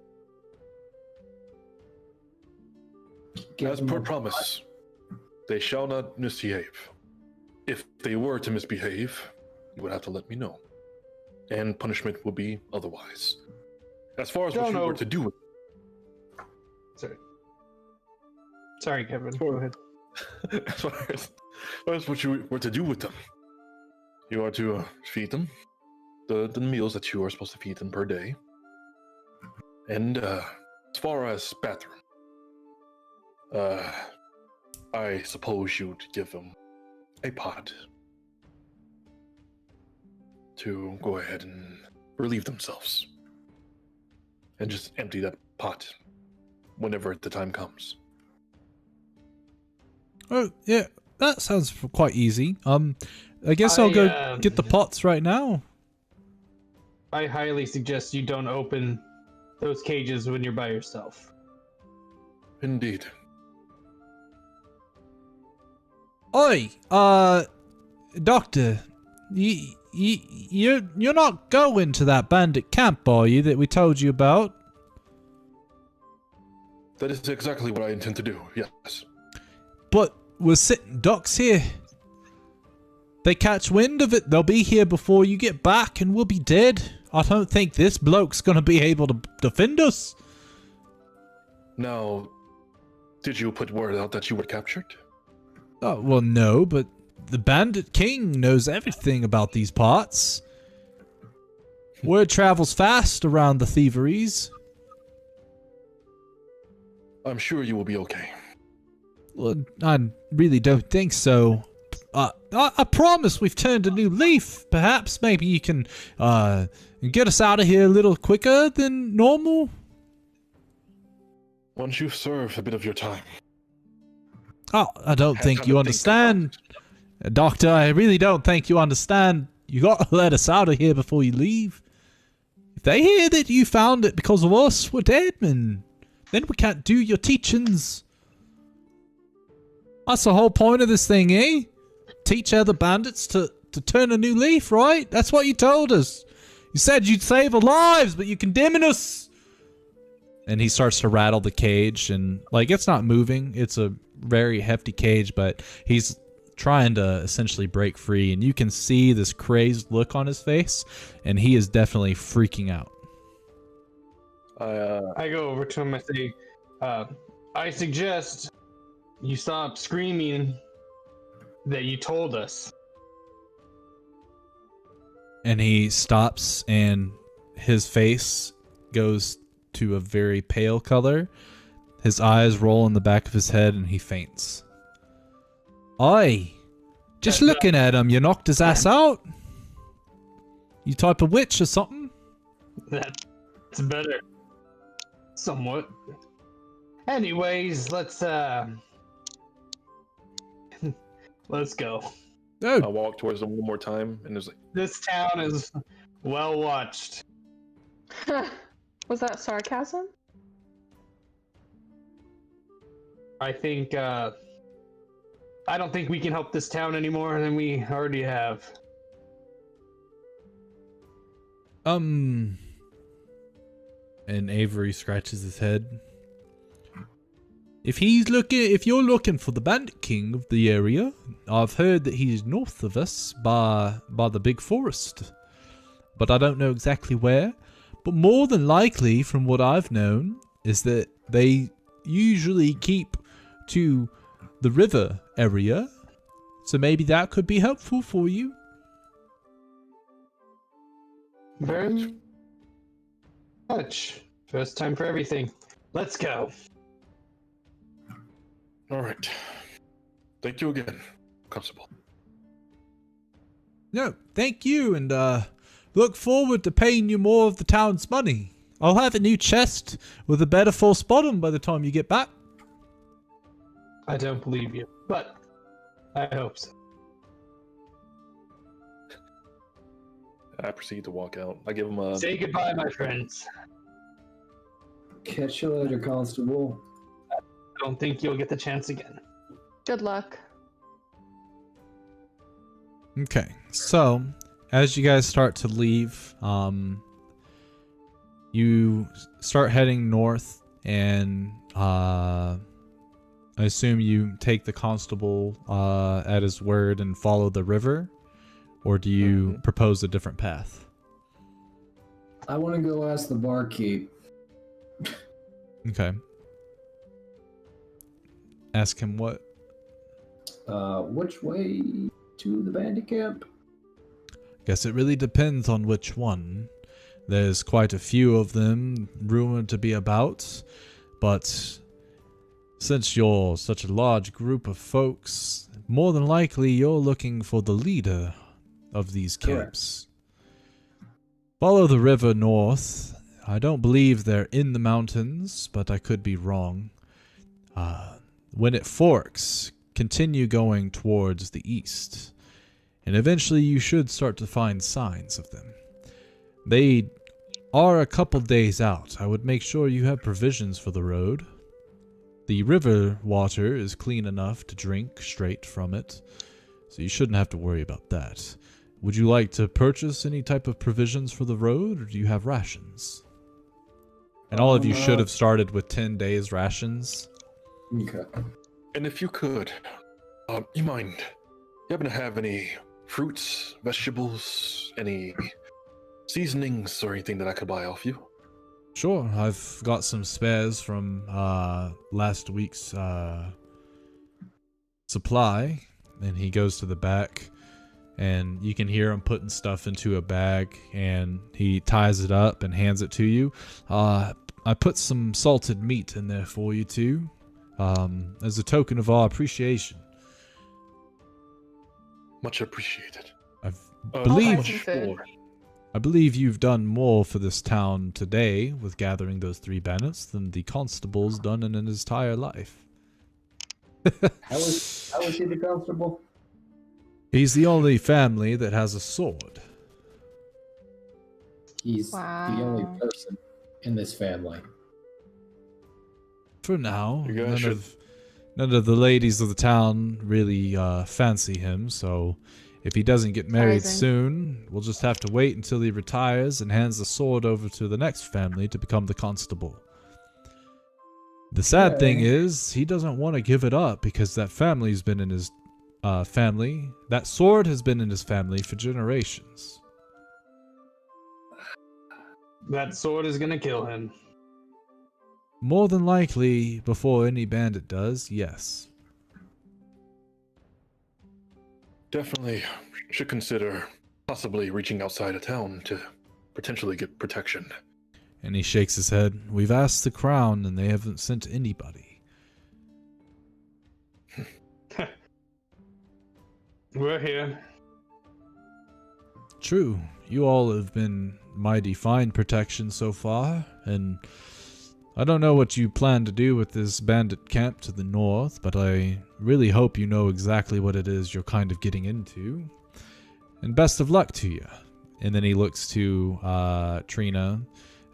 Were there anything specific that you wanted food-wise to purchase? Things that'll be good for the road. And he grabs a few of the field rations and hands them your way. This should be good for 2 days for one of you at least. Or a few of you at least. He gives you 5 rations. 5. Okay. How much do I owe you? And he shakes his head. No charge. Like I said, you all have been quite a large help already. And this task you're going on, I don't believe there's a way that the town could repay you, short of making you officials of the town.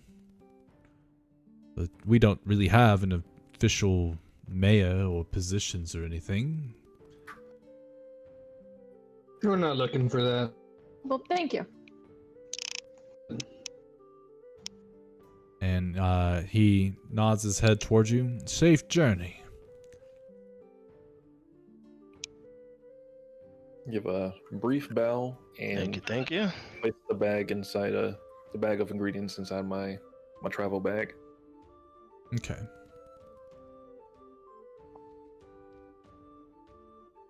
Going to try this travel music. Oh, that's tavern music. I fucking read that. Is your sound like stupid loud? Is that what? Did I just Yeah. bust your ears? You're good. I am trying to turn everything down, so Okay. okay. I should be okay. Okay. Let's see. So, as you guys are leaving town, you see the river that's heading towards the north. And there is sort of like a makeshift walking trail on the side of it. So obviously people of this town do go up the river on occasion. Based on what the folks have told you, and when I say folks, I mean the constable and the barkeep, is that it will be a couple days of journey. Do you guys go at a slow, normal, or fast pace? And you can break it. You can change it on the days if you wish. I would vote normal. Normal's Yeah. good. Normal. Yeah, no, normal's fine. Okay. Let's see. I had a song that I wanted to play, but I can't find it. Oh.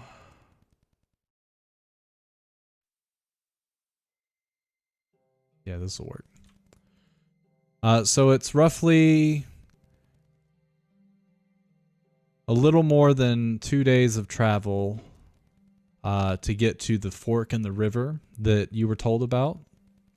And from that fork in the river, you look around and you don't see anything like in particular in terms of the bandits or anything, but you follow the river that starts to head east. And you go following it, getting ever closer to the mountains as you go through. As for when you guys go to sleep and stuff like that, is there any particular things that you guys do on each of the nights that you go to sleep? I have a feeling I know what Lloyd does. Yeah. I, connect the old tiny hut and the alarm around me. Okay, so you guys watch each night. You guys watch as Lloyd will make a sort of perimeter around your camp with the alarm spell, and he explains it to you if you were to ask him. And then he casts his tiny hut and allows all of you to come in for the night, which it's nice and cozy. You pull out your bedrolls and stuff like that, and get a very relaxing night's rest in the tiny hut. What other things do the characters do? Now this is great. One thing I'm worried is if, say, a real threat comes along, they're gonna be able to disarm this. They're gonna catch just actually asleep. Should we still take watches? That's up to you guys. I believe it would be advised, just for our safety, because we are in bandit territory.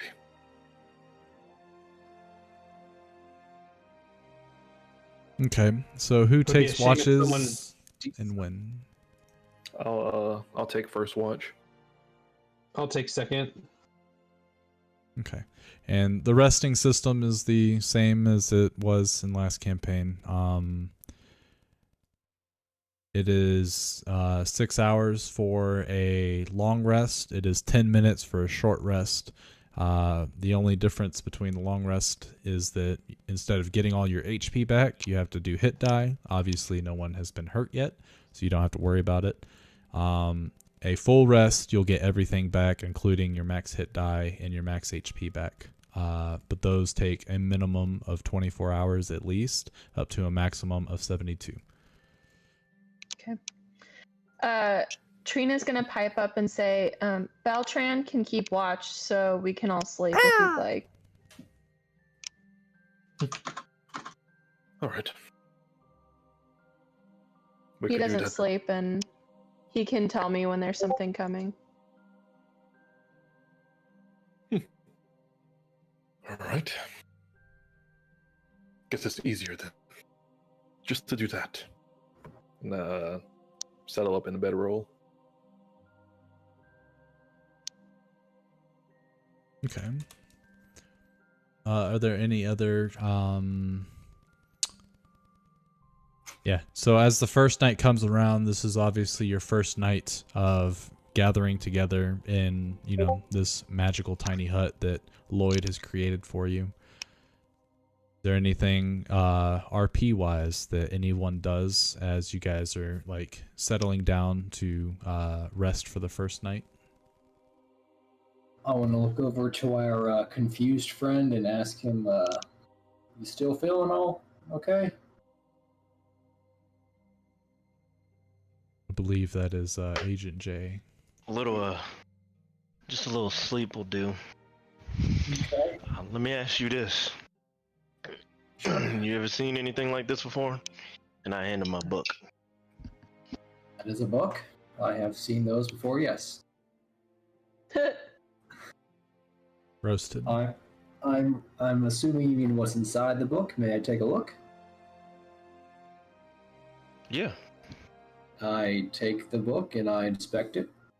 And as you open it, you see various arcane languages. Some of them you actually have in your own book. Others you haven't seen before. And some of them you've seen being used, but you've never used it yourself or anything like that. This seems to be a spell book. I have one that's similar. I pull out mine. Do you know how to use this?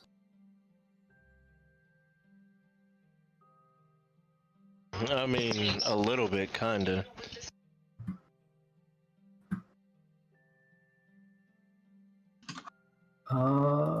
Okay. You mind if I take a closer look in this and then inspect it for a little while? By all means. And like as he's like going through it, I'm gonna do a little bit of magic. Okay. What do I find, Brady? Inside of his spell book. Yeah, I want to see what I read and what I can tell, and if I could copy any spells I don't know down, I would do so. So let's see. Let us open up both your spell books. So, obviously cantrips aren't in the spell book because you don't need them. But you see the differences in some of the minor spells. You see that he's got a couple of illusion and transmutation spells. I guess in theory, yeah. You go ahead and roll me an Arcana check, actually. We'll see how long it takes you to decipher some of them. I would want to use guidance on this, and I feel like I would ahead of time. Okay, go for it. So as he's looking at it, I'm gonna just so from that book, I kind of learned how to do this, and I pull out a bag of like stones, and like with this, I can kind of do this. I don't think it applied. I need to roll a d4 though. That's a d6. Wow. Anyway, you were saying? So you see me do like mold earth on the floor. Ah, interesting. I've heard of such a thing. And I can do something like this. And what you see is you see me take a stone and it like hovers around me for a little bit. And how big is your hut? How tall is it? I think it's a 10 by 10 off the top of my head. So what I'm gonna do is kind of just sit on one of the stones, and kind of just spin around in a circle a little bit to kind of show you what I can do. So are you're just floating on a stone or a disc, or what is it? A stone disc. You could say it's stone disc. Okay, well, that's interesting. I have a few tricks of my own, but this is interesting. And how long have you been doing this for? A couple months. Like I've been reading this book, and I've kind of made out a little bit of what I can do from it. Okay. Well, I can try to explain more to you if you have time, but yeah, you're the only lead that I have so far, so that would be cool. Yeah, maybe I can look into this and see what it says. Brady, what do I find by skimming over the book real fast? So That's dope. it takes you roughly 2 hours to decipher just his first level spells. But he has completely different spells from what you have. He's got Disguise Self, Expeditious Retreat, Jump, Long Strider, Magic Missile. Shield is the only one that you see that's exactly the same. He's got Silent Image and Earth Tremor. And because both of you are wizards, you can copy spells from each other's book. It takes 2 hours of uninterrupted time and 50 gold per spell level. So it would take 2 hours and 50 gold of a first level spell to be able to do it. And the way I'm going to rule it is you have to, ahead of time, go purchase those materials from a shop somewhere that has the materials to do it. Because that's kind of what the flavor from the wizard class says. So in theory, yes, you can both copy each other's spells and have your spell book and his combined, but you still have to keep in mind that your prepared spell count is completely different from the amount of spells that you'll know.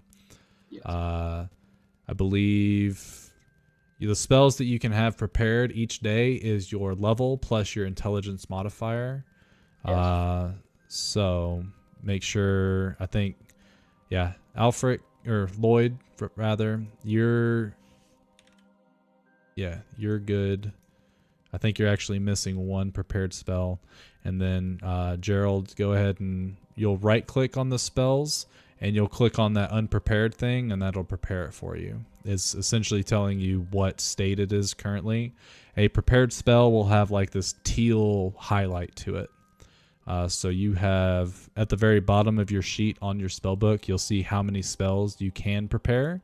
And every time you prepare one, it'll add one. You see how I did that? Oh, you're talking to Gerald, right? Yeah. So Yeah, do so that. You say hit prepared. Yeah, so So when you hit right click prepared it, you'll click the unprepared because it'll switch it from unprepared to prepared. And then it'll get this like nice little highlight to it. And at the very bottom, like right now, it says 1 out of 11. So you've got 10 more, but I did that one. So just pick 11 of your spells that you want to have available to cast. Doesn't count your cantrips. You said right click? I can't do anything when I'm right clicking. It doesn't. Yeah, it should be right click on the spell itself, and Are you- it. Oh, on the spell. Okay.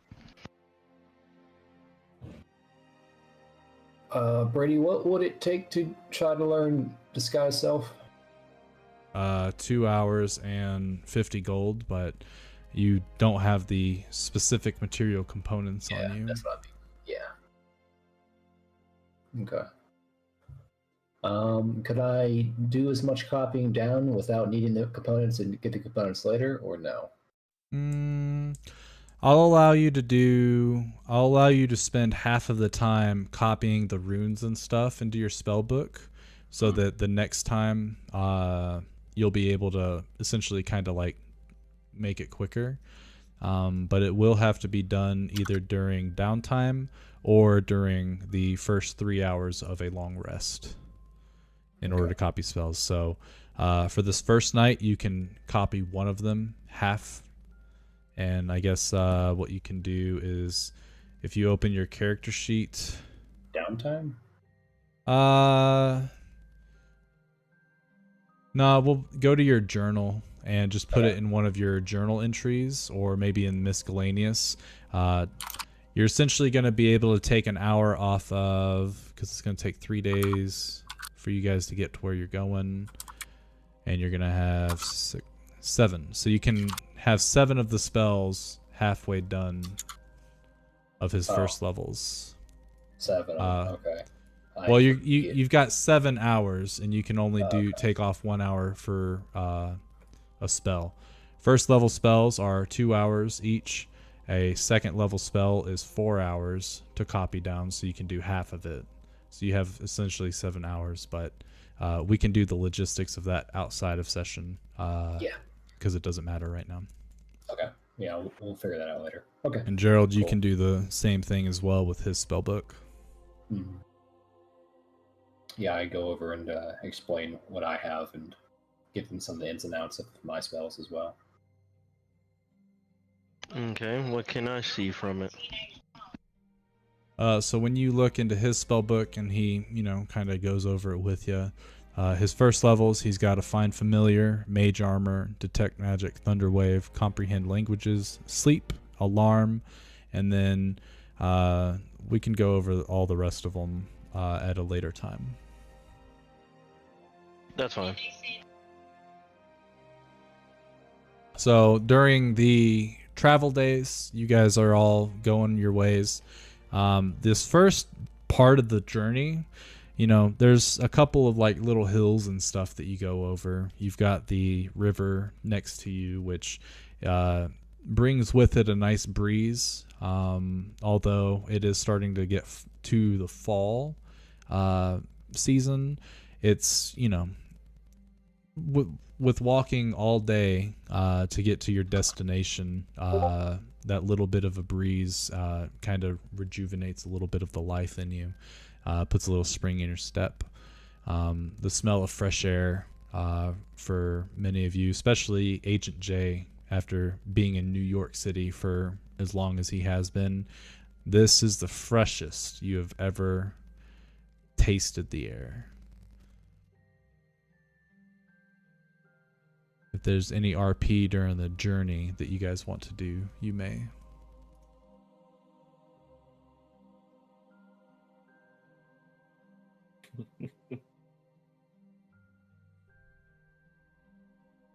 So, it's a nice day outside.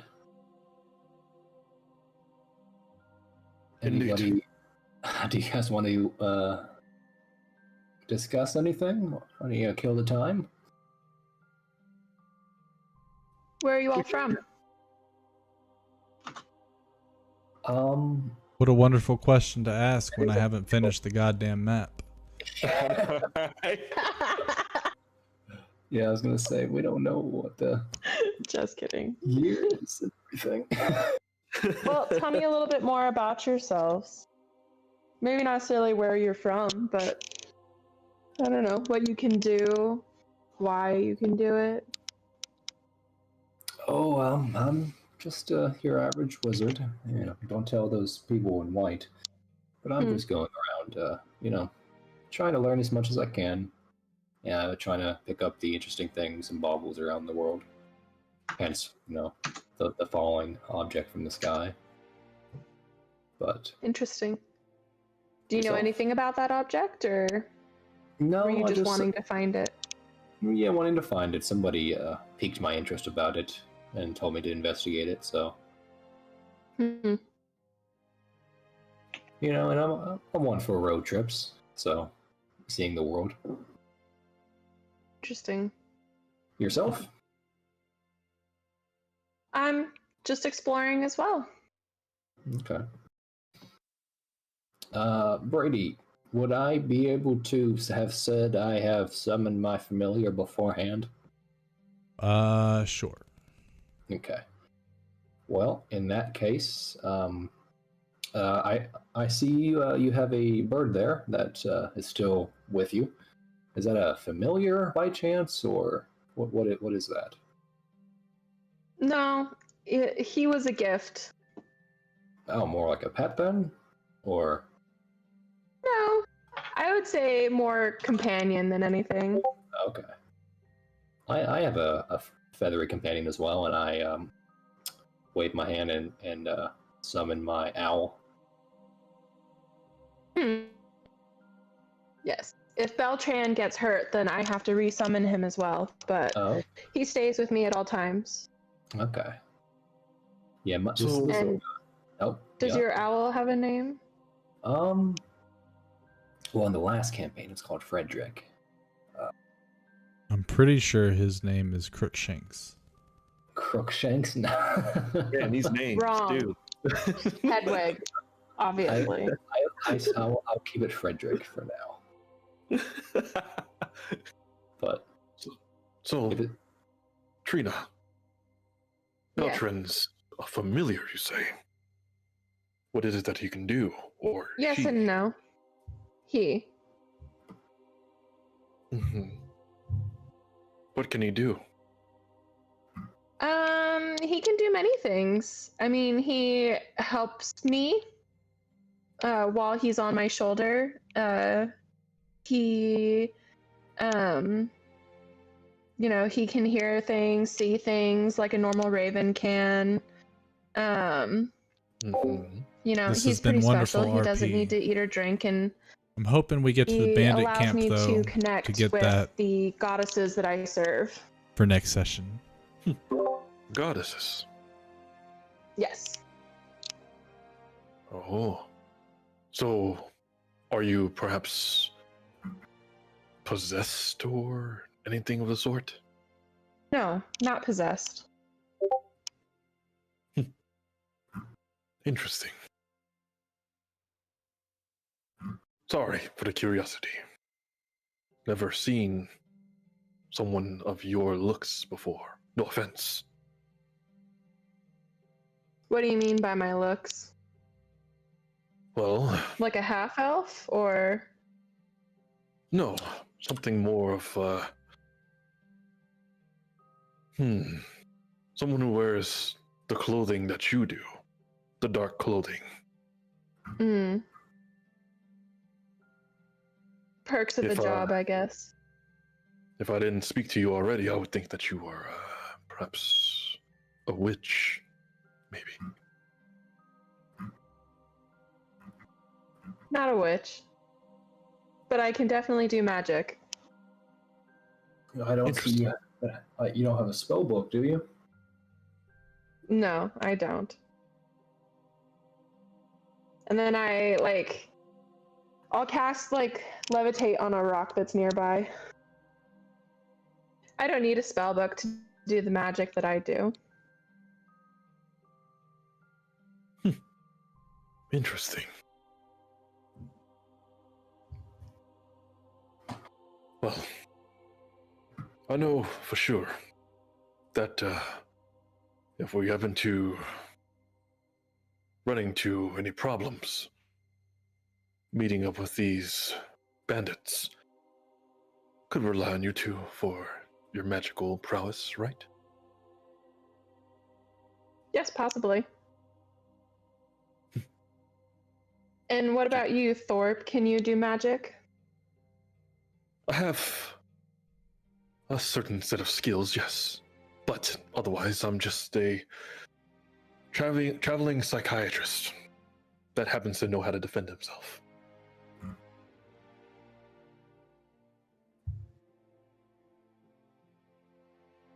Interesting. And you, Cassiel? Besides your talking sword, what else do you do? That's a good question. What do I do? Well, I wield Hrothgar, and I've been known to do a little bit of magic here and there.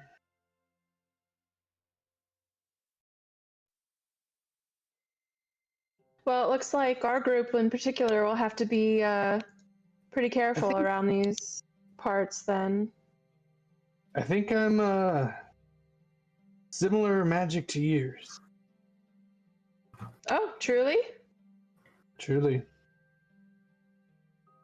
I shoot in. Are we in the tiny hut right now? You are. But perhaps this could be, actually, this could be like as you're journeying instead. That's fun. Yeah, I thought it was when we're on the road. Yeah, it's while you're on the road. Oh, okay. I look at. I say, does this remind you of anything? And I point my arm at a rock that's there, and I shoot a eldritch or agonizing blast at it. The rock explodes with this greenish, purplish energy that goes from Cassiel's pointed finger to the rock. Very similar to yours, Trina. I guess that does look familiar then. Ah, Do you mind telling me who you serve?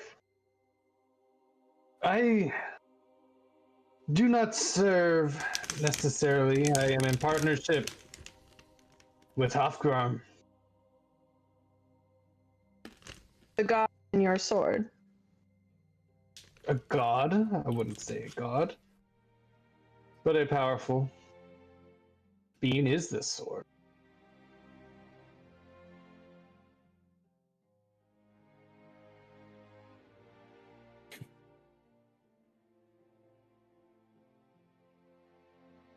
But yes, I harness his power, and we make a good partnership, him and I. Interesting. Yes, it is quite interesting seeing how he uses it. Having such a pinch a little bit of his arm, a nimble body, so to say. Hey now. I know. I have a thyroid problem, okay? We can't all put on muscle. It's just found my own way. Yeah, perhaps you're right. Well, Here, you said you serve.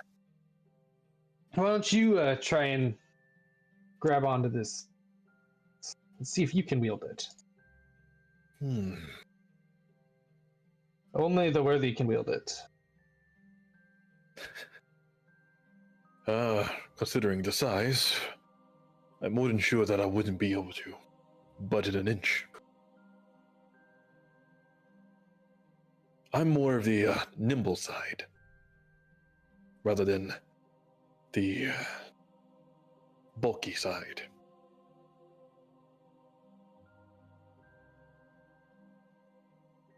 So, why don't you give it a shot? Sure, if you insist. And I grab onto. I'm about to make this sound as weird as possible. I grab onto his sword. grab onto his sword, nice and tight. Well, Both as hands. tight as You you grab onto try, it falls. Okay, thank you. Bop.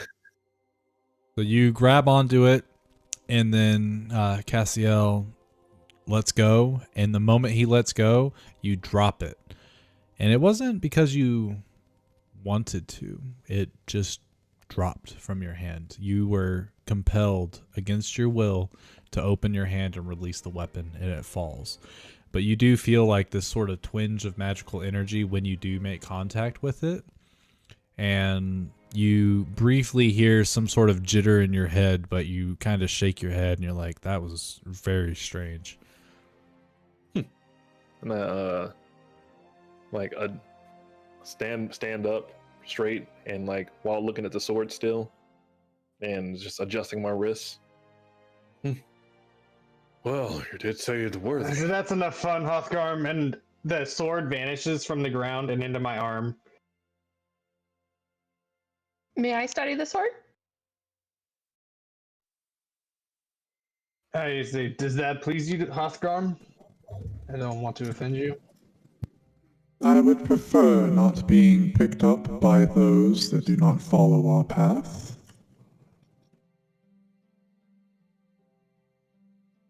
They may be with us, but are they truly with us?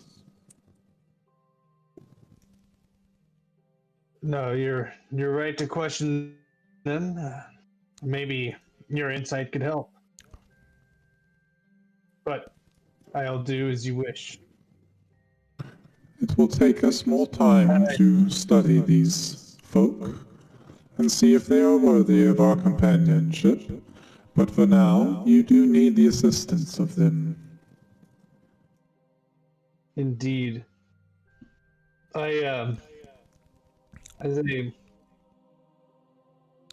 Real quick question. The sword obviously talks to you telepathically, and you can choose to talk to it out loud or telepathically. I'll assume if you don't say anything that you do it telepathically, probably. But if you want to switch that up, just let me know. Assume the other way around. Okay, so you guys just watch Cassiel looking at his sword and talking to it. So you guys hear everything he says. I don't need to handle or touch the sword, Cassiel. I just would like to take a look at it. Unfortunately, I don't think we're gonna do that at this time. And you see me like throw it up, and it's insane that I can throw up this huge weapon, especially with my frail arms. Anybody would have a difficult time to do that. And as it like goes up and it's coming down, it disappears. Fascinating. That's a neat party trick you got there. Oh, it's no trick.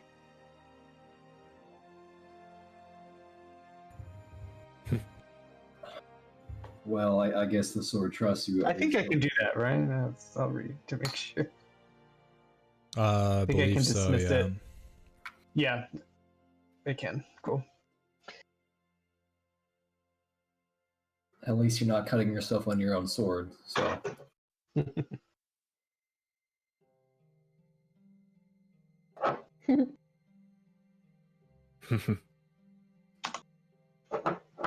Okay. So that's what I can do. Well, And if I'm not Oh. mistaken, I believe that Agent J, after the first night of you guys resting, the next day there's these tiny stones that follow him.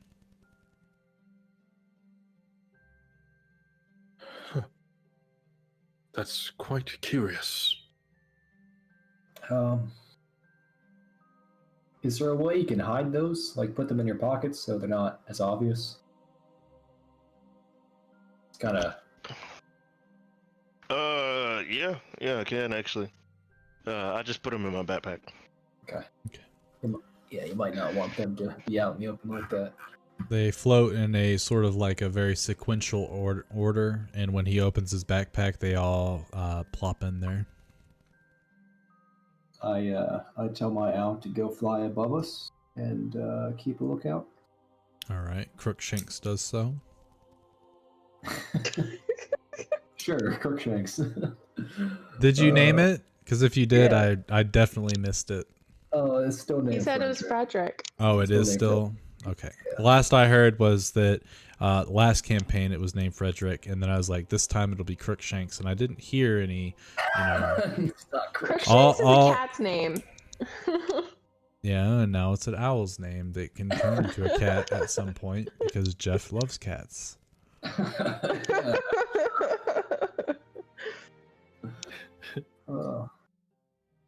Yeah. So Frederick flies up in the air, and he maintains his 100 feet away from you so that he can telepathically talk to you. And you don't really see much on this journey. Like, obviously, this is more of the plains where you guys are for the first 3 days. During the middle of the second day of travel, you get to the edge of this forest, but it's not a very dense forest. You keep following the river, and eventually you get to that fork, and you follow the east fork, and you start to travel up that. As you get probably about another half a day's journey down that, let me get a perception check from everybody, including Frederick, which let me... I think I just roll a d20, right? Yeah.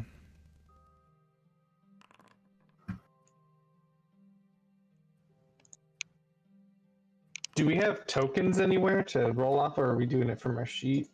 Do it from your sheet. I can add the tokens, and I can put them in like the bottom right. So give me a second to do that.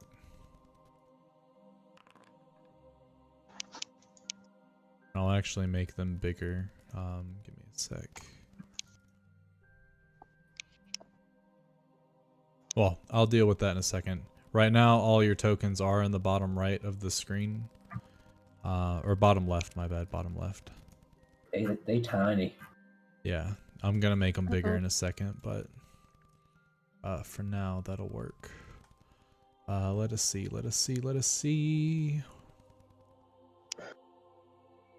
So as you guys are going through, eventually Dr. Thorpe ends up pointing out a different trail, and this trail deviates from the river.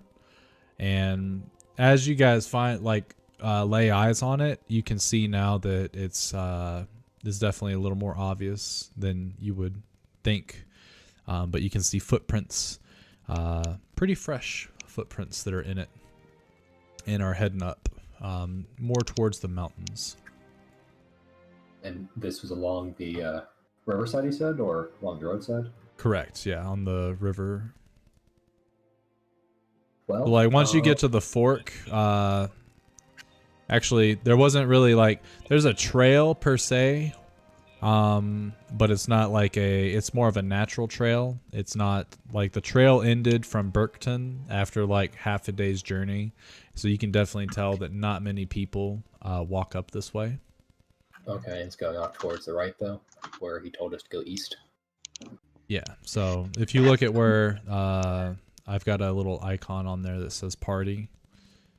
So Yeah, about right there, you see a different trail that starts to head north instead of following the river.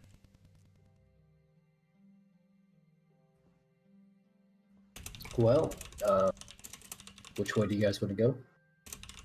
Follow the river, go off the trail.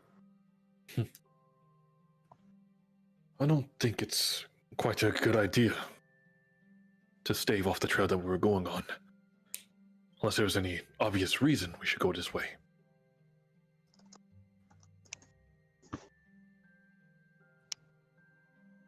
I'm always up for an adventure. I say we go down the trail. Didn't they? Well- No. I can have Beltran fly ahead about 100 feet to see what's ahead on both directions. You can do one way, I can do the other. So, Okay. in the meantime, I cast Mage Armor on myself. Okay. I need to add, let's see, I think it's 3. Or is it? 13 plus your dex. dex. So 13, so it's going to be 14 then.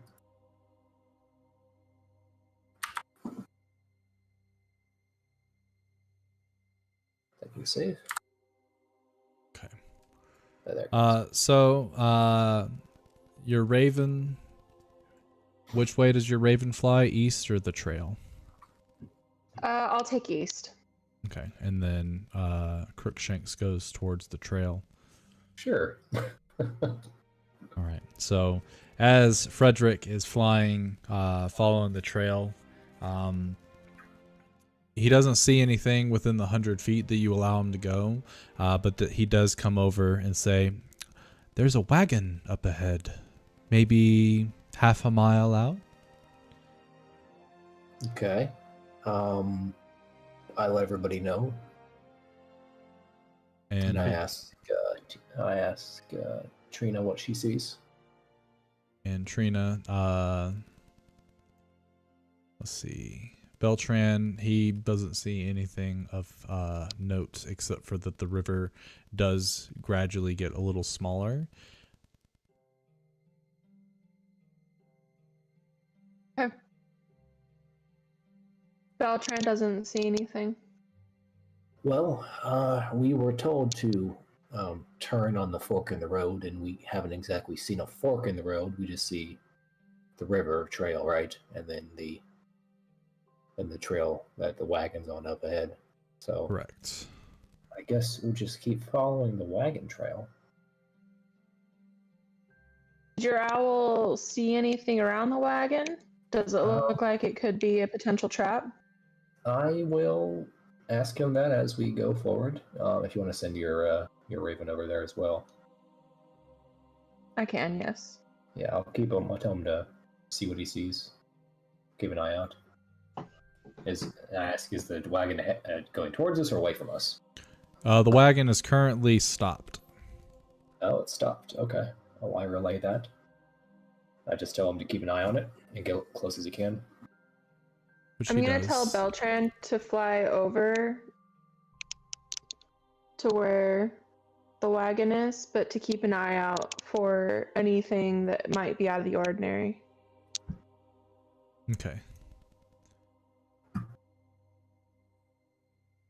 So half a mile up ahead is the wagon, and as you guys start to approach it, you do see it, all of you, and you know it's not occupied by too many folks.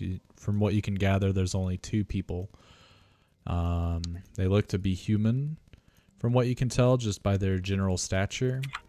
But as you guys get closer, let's see. Why can I not get rid of Lloyd's token here? Weird. I'll have to fix it later. Anyway, as you guys start to approach the wagon, you can see that the wagon is currently doesn't have the horses on the front of it. The horses are currently sort of just grazing to the side, and it looks like the wagon is coming the direction that you guys are headed, or coming from rather. That's the way they're going. But currently you see them trying to repair a broken wheel.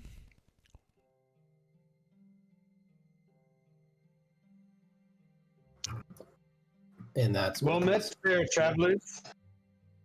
Oi!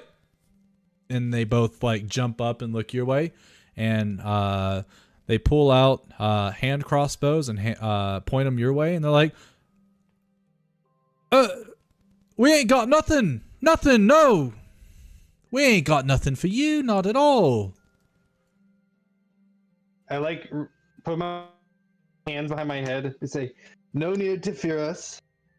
As my sword slowly like appears in my hand, we're not here to hurt you. Aye, but you just drew a weapon on us. That you did draw a weapon on us. And this is one of them saying something and the other like finishing the sentence. As you get closer, you can tell that they both look very similar in the face. Now, my friends, if we were here to hurt you, I don't think we would have come up and announced ourselves. It's you that drew a weapon on me. Pardon Yes. my friend here. Now, don't mean I'd it. like to help you guys, or I can go my own way. What do you prefer? They look at each other. I guess if you're offering help, yeah, if you're offering help, we'll take it. What seems to be the problem here? Is your cart? That one's blind like a bat. Blind as a bat indeed, yes. Can't see that the wheel is broken. Yeah, the wheel is broken. Splintered right down the middle. Clearly obvious. Wagon's tilted on its side. Oh boy, is it tilted on its side. Everything is in shambles on the inside too. Everything broken. I go over to the wagon wheel and inspect it. And sure as shit, the wagon wheel is split in half. Okay. Mighty big rock back there on the road. Yes, huge. Honestly, like kind of, you should have been able to see it, but we didn't. Probably too drunk.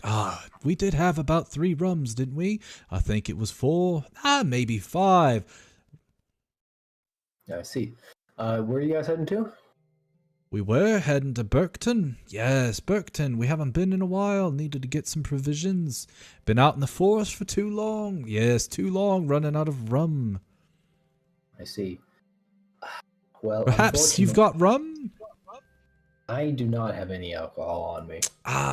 Because you drank it all. Didn't want to share. No, they always stingy with their rum. And as for your wagon predicament, I don't really have tools to assist you here, unfortunately. No tools, but we don't have tools either. No, we didn't actually anticipate this happening.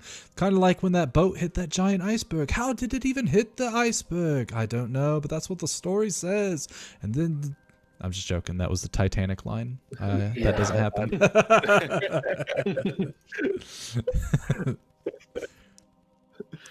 Alright, so how will you help us if you ain't got tools? No tools, we ain't fools. I've got a hammer. Say what now? I didn't catch that. I have a hammer. Oh, well. Do You your think thing, beating man. this wheel into submission will make it repair itself? I guess it's better than not trying. That's for sure. Perhaps we could find an alternative Can't make way it much worse. attach it back together. Maybe I'm some. going to be honest, folks. I think you kind of fucked. Aye, we've been stuck here for 2 days. 2 of them. Count them. 1, horses? 2. Say what? That's Where are your horses? And they blink. They look at each other, and then they look to their left, and they're like within 30 feet. They're right there. Yeah, this one's blind too. I don't really know how much help they'll be. Probably no help at all. Just wasting our They're time. blind?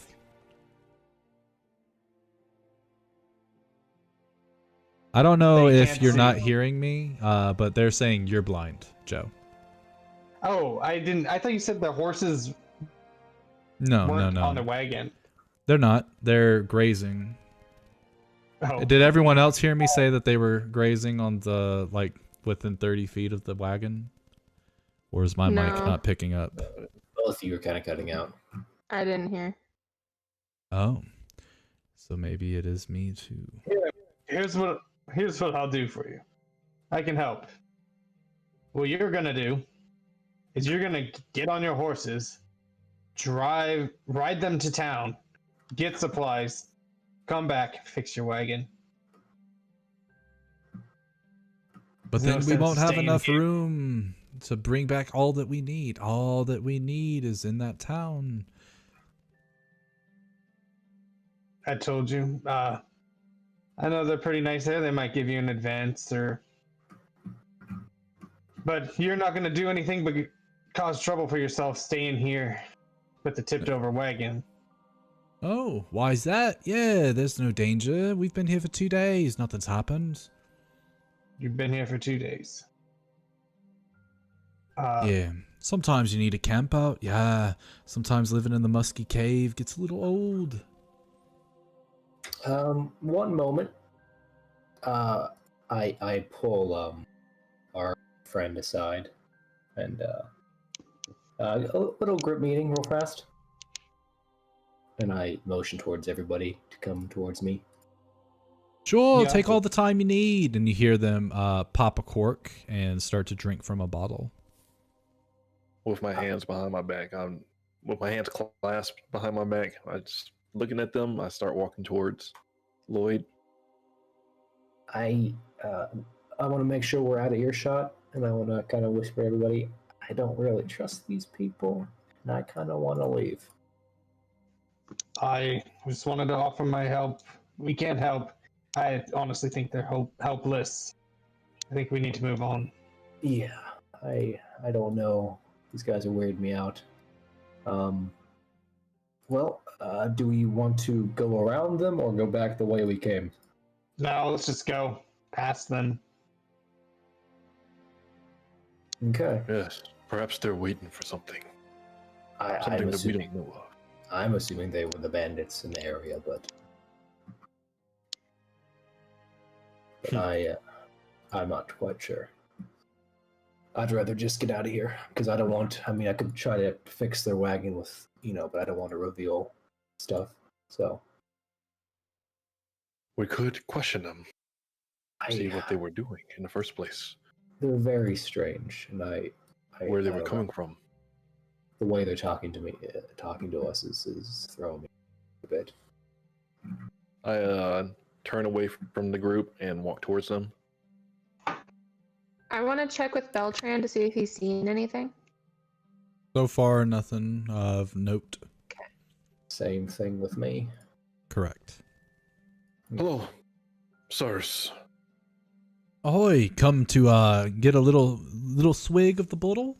Yeah, this is the good stuff too, made in the cave. I am okay. I was wondering, where were you two coming from? Aye, there's so many caves now, can't remember.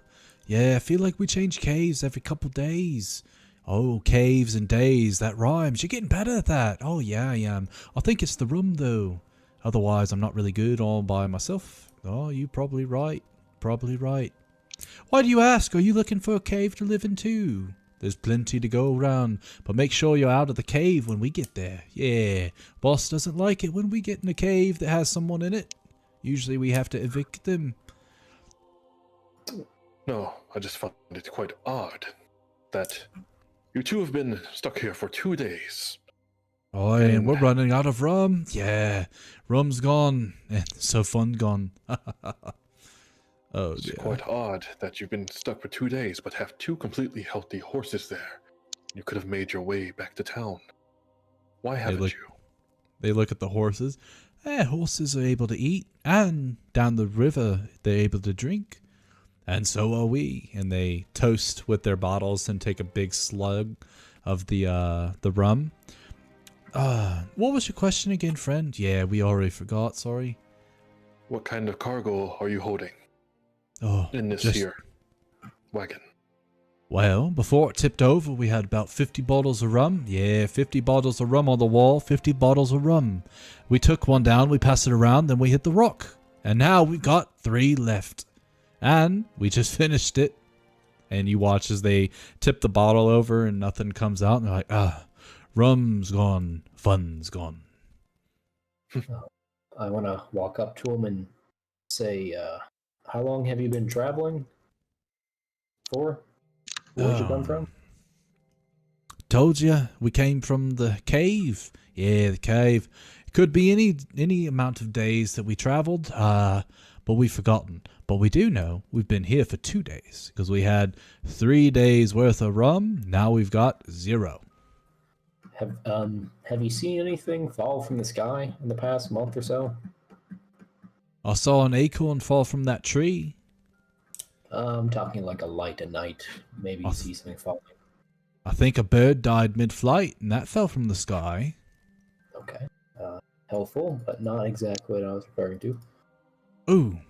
Didn't Boss say he saw something in the sky in the north a few days ago? Few days or few weeks? Few days, few weeks, what's the difference? It fell from the sky like this gentleman's asking. That's the sun, you dimwit. It is the sun. How it falls from the sky, goes to the ground. Is that what you're looking for, friend? You have a boss? Everybody's got a boss. Yeah, you're always working for someone. That's right. Who's your boss? Our boss is mean and stinky. Doesn't like to bathe. Kind of annoying, really. What business does your boss do in the area? He makes the rum. They both say at the same time. Do you sell this rum anywhere?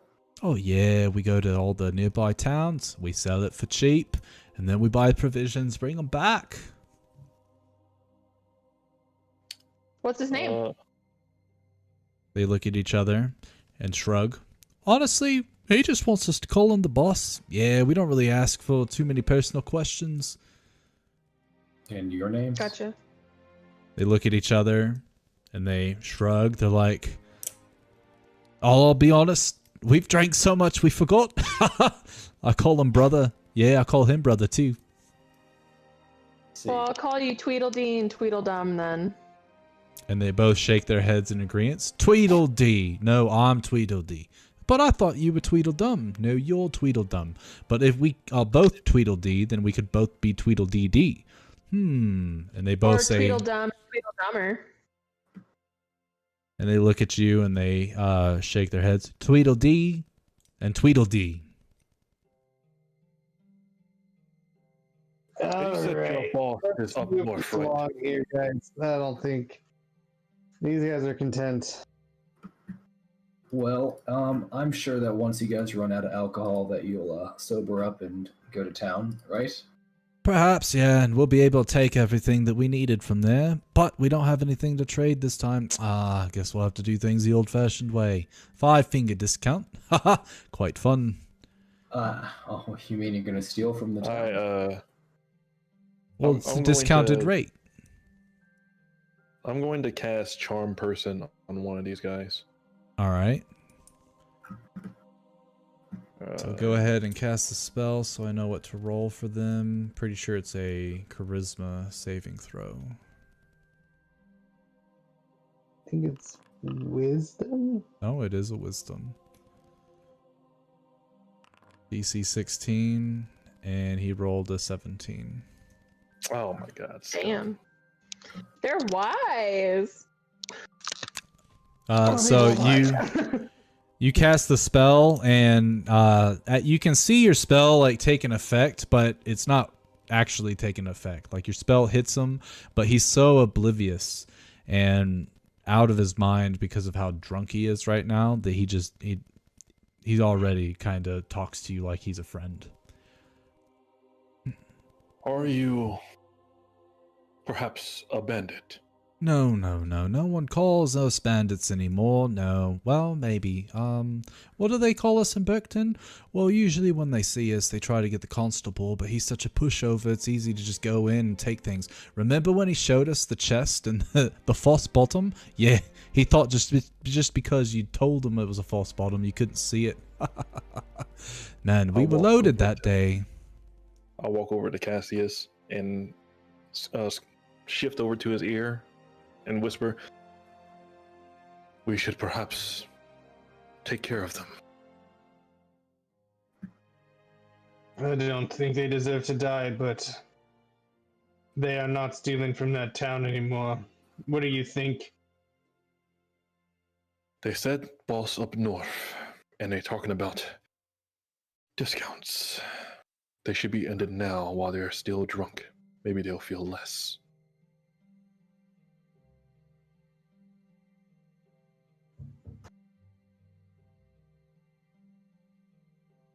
But it is Are these... your call. It is my suggestion. Oh, weren't we supposed to get something else from the town too? Yeah, I think we were, now that you're saying it. And now that I'm starting to get a little sober. I think we were supposed to grab a cow or something. Yeah, a cow to feed the beastie. Oh. And they both say oh at the same time and their eyes get real wide. Excuse us. Could you help us get our wagon wheel working? We've got a very important errand to do. Beastie? What is this creature, this beast talking Oh about? yeah, the beastie. Something of the likes of a flying creature lives in one of the caves that we found. Oh, it killed a lot of people. A lot more people than I can drink rum. Yeah, that's a lot of people too. I once saw him drink 10 bottles in one night. Yeah, I did. It was a good night too. Don't remember the next couple days, but it was fun. Yeah, except for you barfed your guts out. To kill people? Diad again, friend? Do you use him to kill people? Oh, no. We actually like to try to keep it healthy and back in its cave. Yeah, we don't like it leaving its cave, but we don't have the strength to get rid of it, that's for sure. Nope. So we take the cows from Berkton, bring them up here, and we'll kind of do them a favor. They just don't know about it. That's right. So we do them a favor, they do us a favor by feeding us and buying our rum. But we take the rum back. So it's kind of like an even exchange if you really think about it. Yeah, because Beastie ain't gonna go get them. Because if Beastie found their home, oh boy, Beastie would be on a playground. Yeah, all those little sheepies and piggies and cowies, and sometimes you got the little chickies. Do you think it would eat a chickie? Kind of look like a chickie. I don't think it would eat the chickies. Maybe it is a cannibal. We haven't really tried, but we give it cow and it like it. Cassius. It is Cassiel. Cassius. Redcon. Cassiel. Cassiel. By your lead. All right. I draw my my saber. Oh, that's a mighty fine looking weapon you got there. Yeah, mighty fine indeed. Was it made professionally? Perhaps by a dwarf? Indeed. It actually has a nice making. See the texture here on his blade, and I'm like showing it to them. Texture here on his blade is made by. I'm ready to attack the other guy that he doesn't attack. Okay. The shape of this blade is quite unique. You wanna know why I choose a weapon like this? And they look at each other and they shrug. Yeah, why do you use such a thing? Yeah, why use weapons when you could use words? Or hand crossbows. Yeah, you could hit them from afar. They'll never even see you before it's too late. Indeed. I am a man of words myself. I use them quite often. But there are times that I'd have to resolve to violence, defending myself. Understand, right? Oh, yeah, of course. You always got to defend yourself. Yeah, especially in harm's way. Can't be having people try to take that away from you. No, not at all. Indeed. Who's doing you harm, And- friend? Yeah, maybe once we get our wagon back up and running and feed the beastie, we could help. Right. Be a sure worry, wouldn't it? And then I'm going to attempt to stab one of them in the throat with my saber. Okay, go ahead and roll an attack roll, and Cassiel, you can do the same. Does that activate Great Weapon Master? No, there's a macro that you got to pull, and it'll do it. Okay, where that's in the compendium. Shouldn't be in the Macro. compendium. So if you go into the bottom left where your little bar is there should be a folder icon. Oh, there's a folder. Yeah, when you click that, it'll open up the macros directory, and actually go into players. Players is where the great weapon master, the players folder. Ooh, thank you. The great Yeah, the great weapon master. weapon And I think master. there you go. Oh, Okay. he's swinging harder now. Yeah, he is. Oh boy, that's probably not hard enough. Yeah. So an 8 does not hit, and a 20 does. So Thorpe plunges his saber into one of them. Oh, and then I get to attack. So can I swing again? yes. Miss again. So he goes in for 2 swings, but the drunken bandit drunkenly steps out of the way. He's like, "Oi!" And they both draw their scimitars because they didn't die. And I'll have everybody just roll a dex check, 'cause they're probably gonna die before, unless they go first, of course. All right, Lloyd beats them. There it is. Fuck you. Okay. Fuck you, game. God damn it.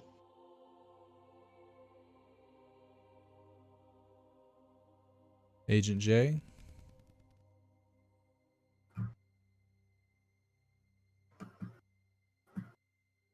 All right, so Cassiel, go ahead and take your turn. Oh, there he is. Never mind. Agent J, take your turn.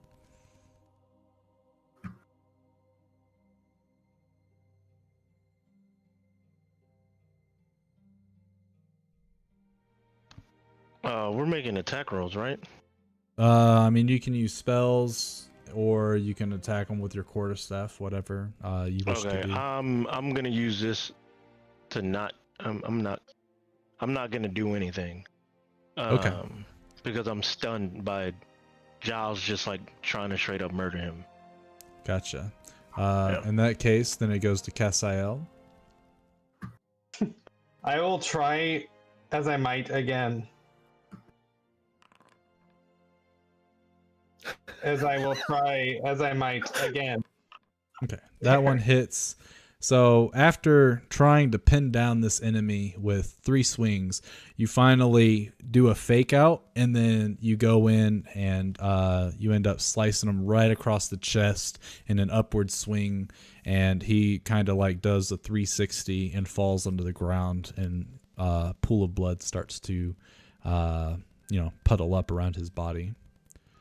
Let's see. I believe Lloyd is next. Oh boy. Okay. How close am I to him? I would say within 30 feet. I'm not too worried about the specifics. Okay.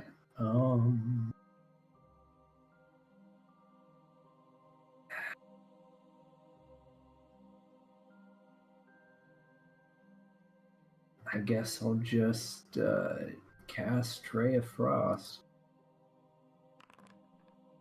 Okay. Let's see. How much damage did you do with your saber attack? Was it 6?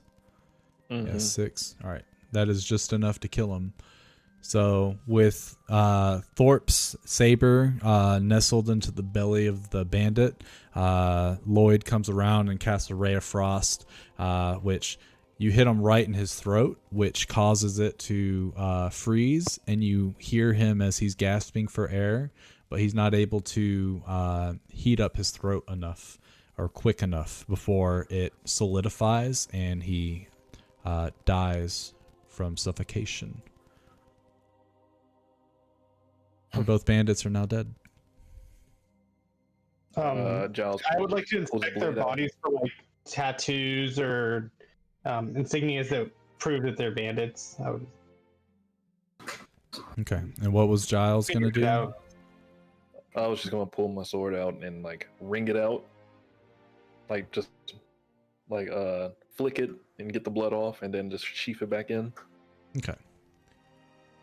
So you look over the corpses and you start to like undo portions of like their gear so that you can look at their arms and stuff. Go ahead and roll investigation for me.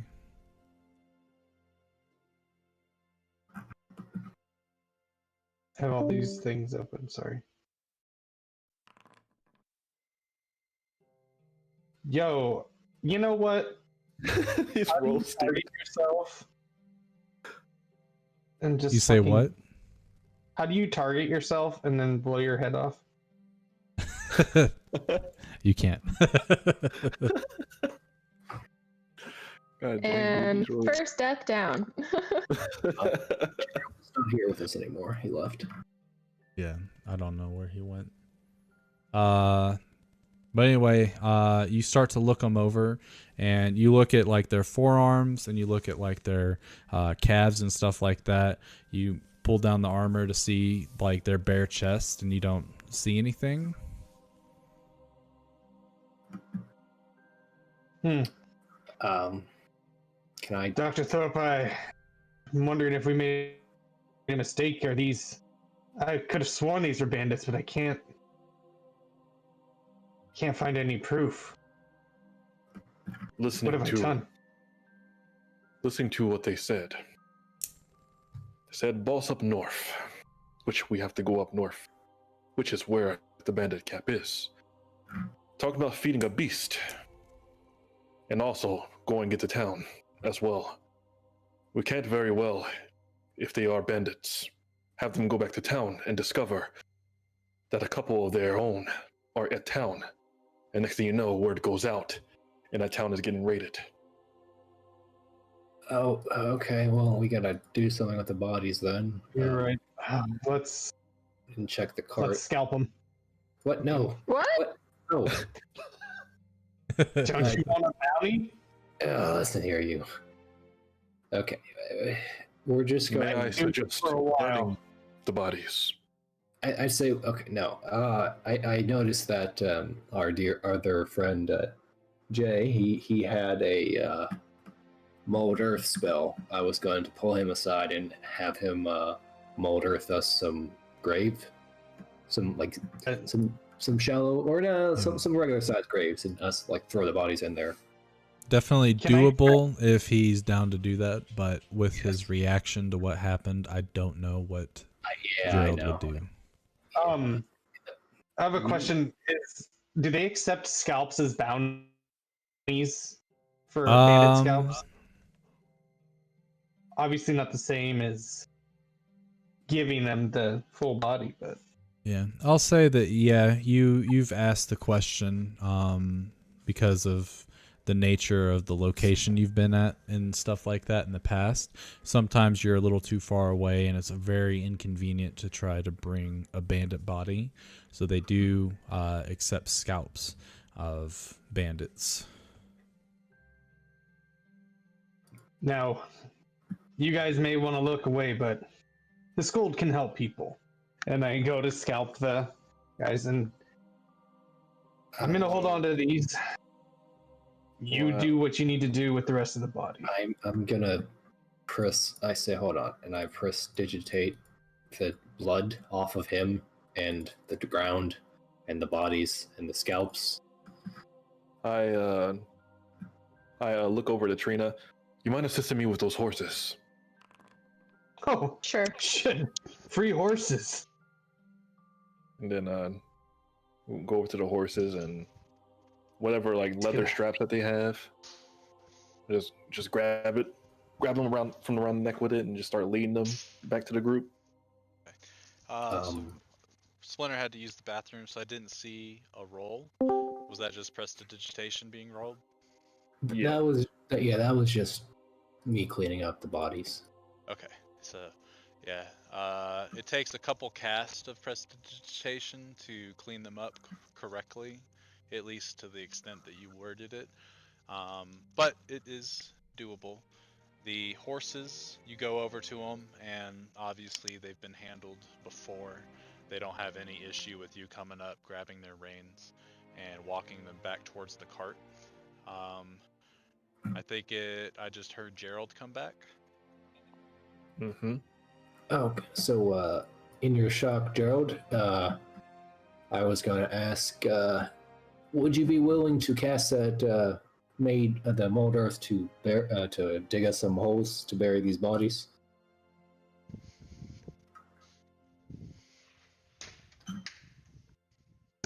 Or is that something... I'm kind of in shock. It's like y'all just really did that. Yeah, not one of my proudest moments, but you know. Yeah, I'm mold earth it. Okay, I asked him to do it off the road and a bit off the side. And how many horses, Brady? There's 2? Just the 2. Okay. Do not be so shocked, my new friend. These are bad men. They were doing far more harm than good.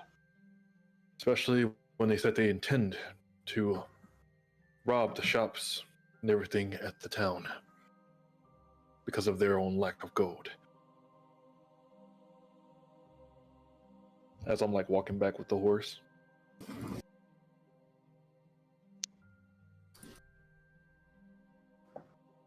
Perhaps we should do something about this wagon. Unless I want to take a look. you all want to attempt to fix this wheel. Would be easier to travel. I try to cast mending on it. Oh, you have mending? Yeah. Well, I didn't want. I don't know. That's fantastic. I'm only happy. Trust me. Yeah. And it does work. It mends the wheel. You guys hoist it back onto it, and you take that hammer that you have, Cassiel, and smack it a couple times just to get it right firm in place. And you attach the horses, or actually, I guess all of you heave and hoe, and it moves perfectly. There's not even a squeak. I look over everybody. I didn't know who these people were. I didn't really trust them. I don't know if they like. Oh, no, I don't blame you at all. I think it was It makes smart move. sense.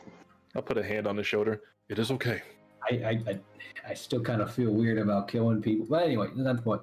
Let's look in the back of the cart before we do anything. I want to cast guidance on myself and inspect the back of the cart, Brady. Okay. So as you're looking through the cart, you can see a bunch of broken bottles, like 30 of them. No. The wood at this point, it's not wet anymore. It's more like, I guess, lightly damp, but it reeks of straight up rum. Look that shit up. Okay.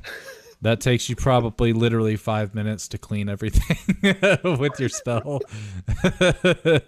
I'll help him out. Can I mend the bottles? You mend them, and now you have a bunch of empty bottles. And maybe those bottles could be useful. Let's see, mending. Pretty sure it takes 1 minute to cast it. Yeah, what is that? does. 1 minute? Yeah. So, every time you cast it, you can fix a bottle. No. And I will. Yeah. I will not. I will fix. I'll fix like 3 bottles and take them, Okay. and then So, I'll my just friends, throw out. I think we just got the equivalent of a Trojan horse in this land. There's got to be a epic story of a Trojan horse like move, right? Not yet. I'm asking. Not yet. So let's get rid of these bottles. Can you guys help me take these outside and put in the bushes? But we Or, could actually keep them. Maybe Broken. perhaps we can make fire bombs out of them at some point in the future. I mean, okay, I can just keep repairing them on the road, I guess. So, All right. I think we should be. They're gonna expect this wagon back. It's been gone for 2 days. We could use it to get in. I suppose. But we are a bunch of odd characters. I think they'd suspect something. We could Damn, just I say wish that I we found took- the wagon. I'm gonna retcon my character and take Mask of Many Faces. Well, our dear friend here, Jay, he can disguise himself as other people. So we could pose as one of them. Oh, and we could bring the. Oh shit, he's under the ground. And he's scalped. Yeah. Can you mend? No, I can't.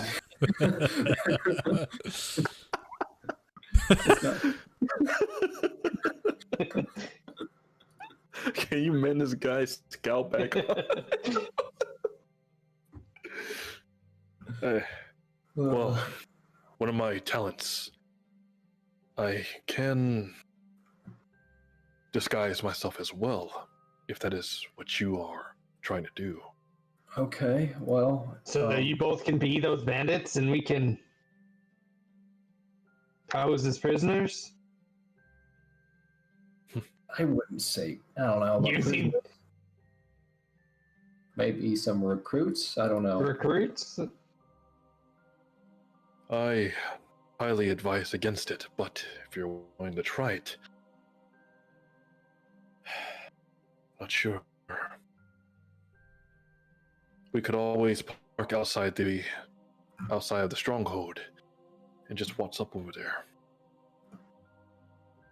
This is just the means of traveling a little faster. Yeah, we don't have to pose as them. But we'll see when we Fine. get closer. We'll see when we get closer. Well, let's take this wagon and play it by ear. Okay. All right. All right. So- I sit in the back of the wagon and start mending all the bottles. Okay. And I go ahead and take up helm of one side of the front. Okay. So on the road, well, there's not really truly a road, but you do say took to get here because of the wagon wheels. And you actually see the rock that they had hit that split the wheel in two. And it's very noticeable, very easy to avoid. They were just probably too drunk to see it. But it takes you another about a half a day of travel or so. No, just a couple hours. But the sun is starting to go down by the time you get to the very base of the mountains. And as it's going down in the distance, you can see past the tree line, you can see a cave that is lit up, neighbored by another cave that is lit up, neighbored by another cave that is lit up. And then you can see what looks to be with, the sunset guiding your vision. You can actually see a bunch of sort of makeshift wooden fortress walls and stuff like that, and some banners that are floating above these walls.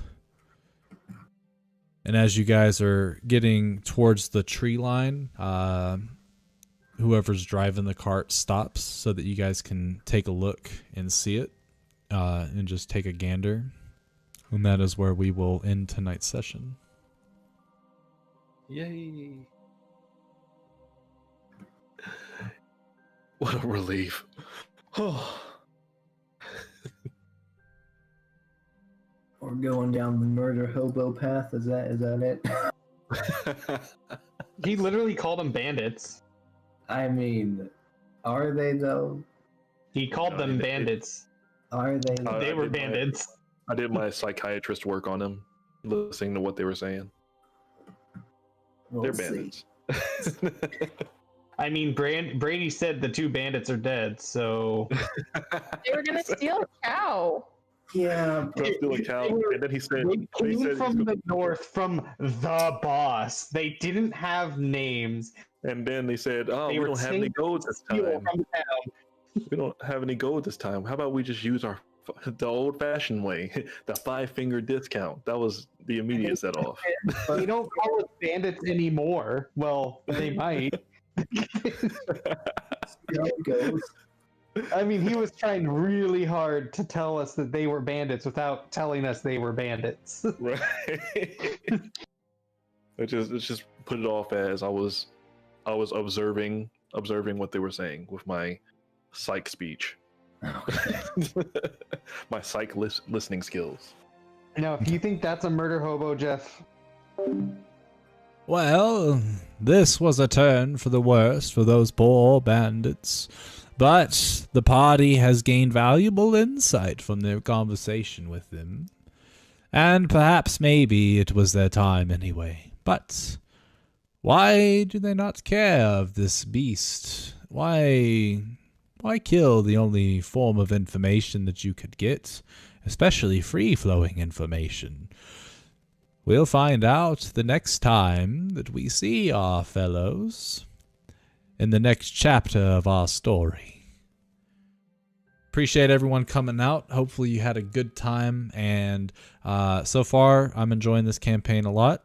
It's always nice to start with new characters and to see how in character the players are already getting with these characters.